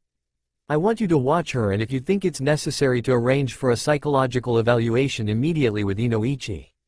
Tsunade remained quiet for a moment as her mind processed the information before speaking. Her voice was barely above a whisper. To wake up to find your husband dead, 10 years have passed by with you asleep, and your son a stranger to you and his own family would be jarring for anyone. The fact that she is as functioning as well as you say is a miracle within itself. I'll keep an eye on her, and if I see anything I think is out of place I'll order an examination. With a nod, Hiruzen took his hat from the stand beside his desk and rose to make his way out of the officer with Tsunade not far behind him. They were silent now, both digesting the information they had been given. As Tsunade made her way toward the Namikaze district with the old Hokage in tow, Kushina Uzumaki was currently lost in the memories of 10 years prior. She was sitting in the old rose garden of the Namikaze manor. It was a beautiful place and she had slowly and painstakingly been tending it in an effort to restore its former beauty. The garden was a large section in the middle of the house itself. The house surrounded the garden in walls of stone and polished wood, but you would never notice if you sat within it. The trees, bushes, and flowers within had become overgrown with time since she had last been here, but the smell of the roses still filled the air. The gurgle of the small stream with its many miniature waterfalls played a melody in the air with a natural and alluring harmony, making it hard to walk away. The smell of the roses on the air was intoxicating but not too sweet. The entire setting was one of simple beauty and grace. Kushina had often thought of Minato and the Namikaze clan he described as similar to the garden they had built. They had been simple people who enjoyed life but were hardened warriors when needed. They enjoyed the simple things such as family and peace and quiet, but held some of the most brilliant minds on sealing and complex jutsu in the world. Minato had been just like them. He had wiped out half of the Iwa army during the war, and yet he was the kindest and gentlest man in the world. He was considered the most powerful shinobi of his generation but acted as if it didn't matter. He was approachable, loving, kind, strong. Kushina shook her head to clear her thoughts. She often found herself thinking of Minato these days, and it always led to tears she did her best to hold back. Kushina was here this morning after her initial training with Guy. She sat, lost in her memories of Minato when they had first come here. It had been a cool evening and he had told her he wanted to share something with her. This garden was a special place to Kushina and it brought her comfort, as if the world hadn't changed around her while she slept. If she closed her eyes she could still see Minato from that night. Minato had worn a dark blue button-up shirt which contrasted his bright blonde hair and made his blue eyes shine. He had on black pants and his smile seemed to brighten her entire world.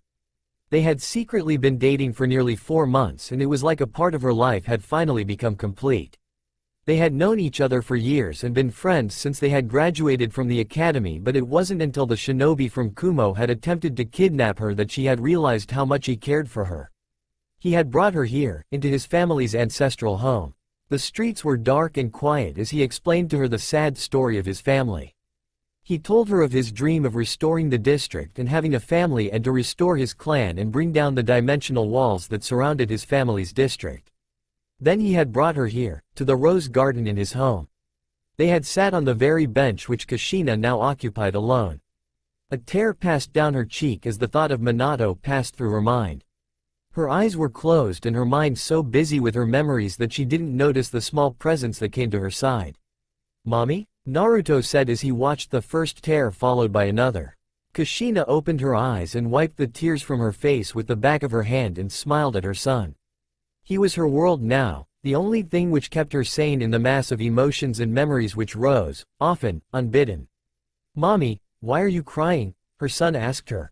"I was just remembering Naruto. This is where your father brought me the first time he brought me into the Namikaze district," she told him with a small sad smile.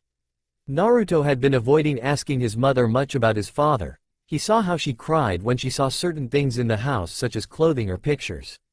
He wanted to see his mother smile but he didn't know how, and when he had asked Kakashi what to do, the older man had advised Naruto to simply try and be there for her and to listen.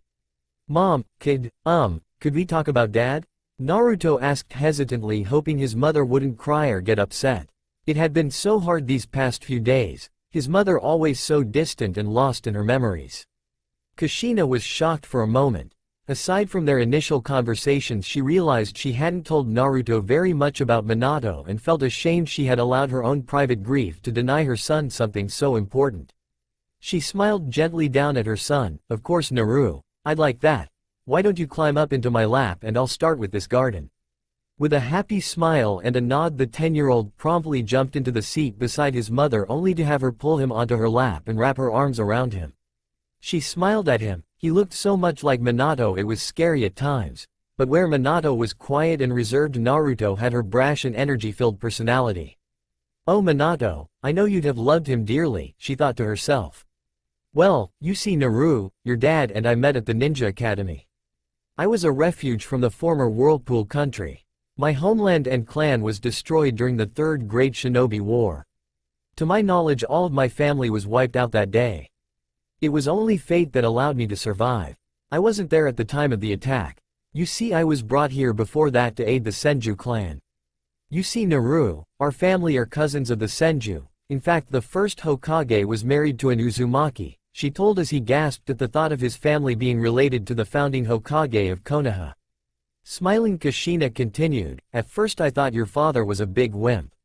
When they asked us what we wanted to be when we grew up, he told us he wanted to be the most beloved Hokage ever to live." Kushina blushed slightly. "I actually laughed at him for that. It wasn't until after the academy that we started to get to know each other.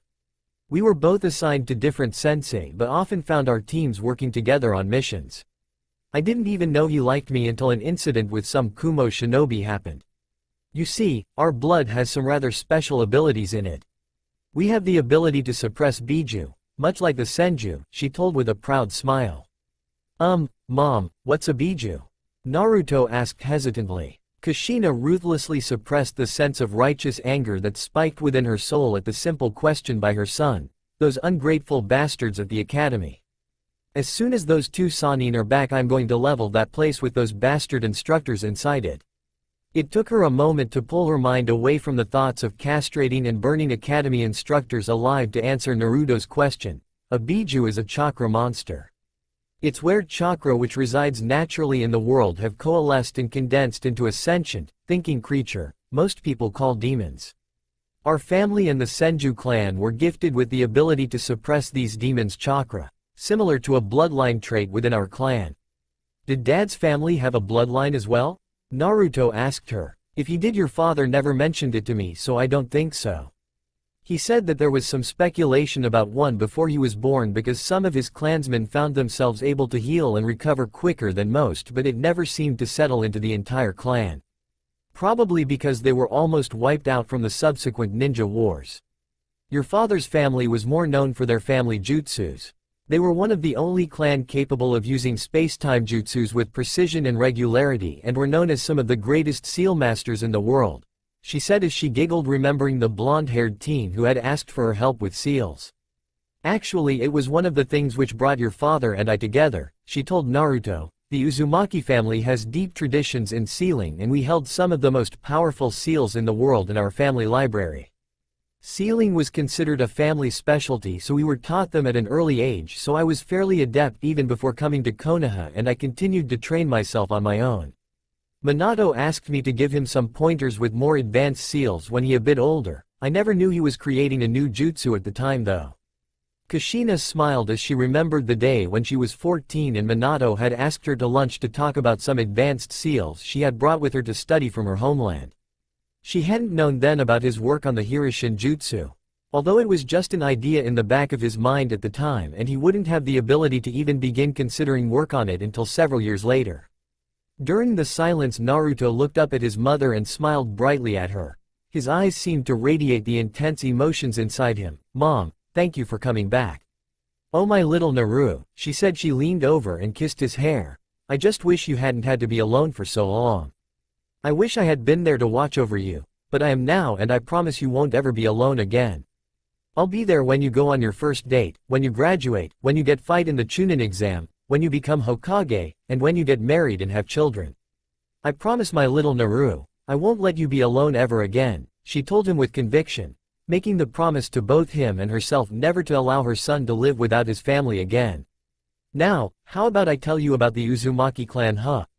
she asked with a slight smile as he nodded to her.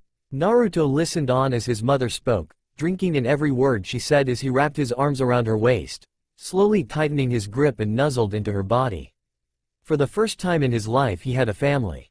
In his head he knew that from the first day his mother had come back into his life. Yet the shock of that feeling finally had begun to settle into the little boy's life as the changes which had taken place finally began to settle down. Kushina could feel warm tears beginning to burst forth from the dam of emotion that Naruto had been holding back for so long. Everything lately had been like a dream. He had a family, a history, not just one but two clans he came from. The shock of everything was finally beginning to wear off and Naruto just couldn't hold it inside anymore. As he held his mother he let the emotions he had bottled up for years, the fear of being unloved, the feeling of being alone and hated and finding himself in a home where he was wanted and the relief his fears were unfounded come forth. Kushina placed her arms around his son and felt her own tears beginning to flow freely as the mother and son comforted each other. For the first time since awakening, Kushina allowed someone else to see her cry for her loss of the man who had brought such joy to her life. And in the peace of the garden within the Namikaze manor, the last of the Namikaze held each other, allowing emotional walls they had put up to be slightly pulled away and bringing them closer. That's all for now. If you enjoy, then please like, share and do comments. That's all for now. If you enjoy, then please like, share and do comments.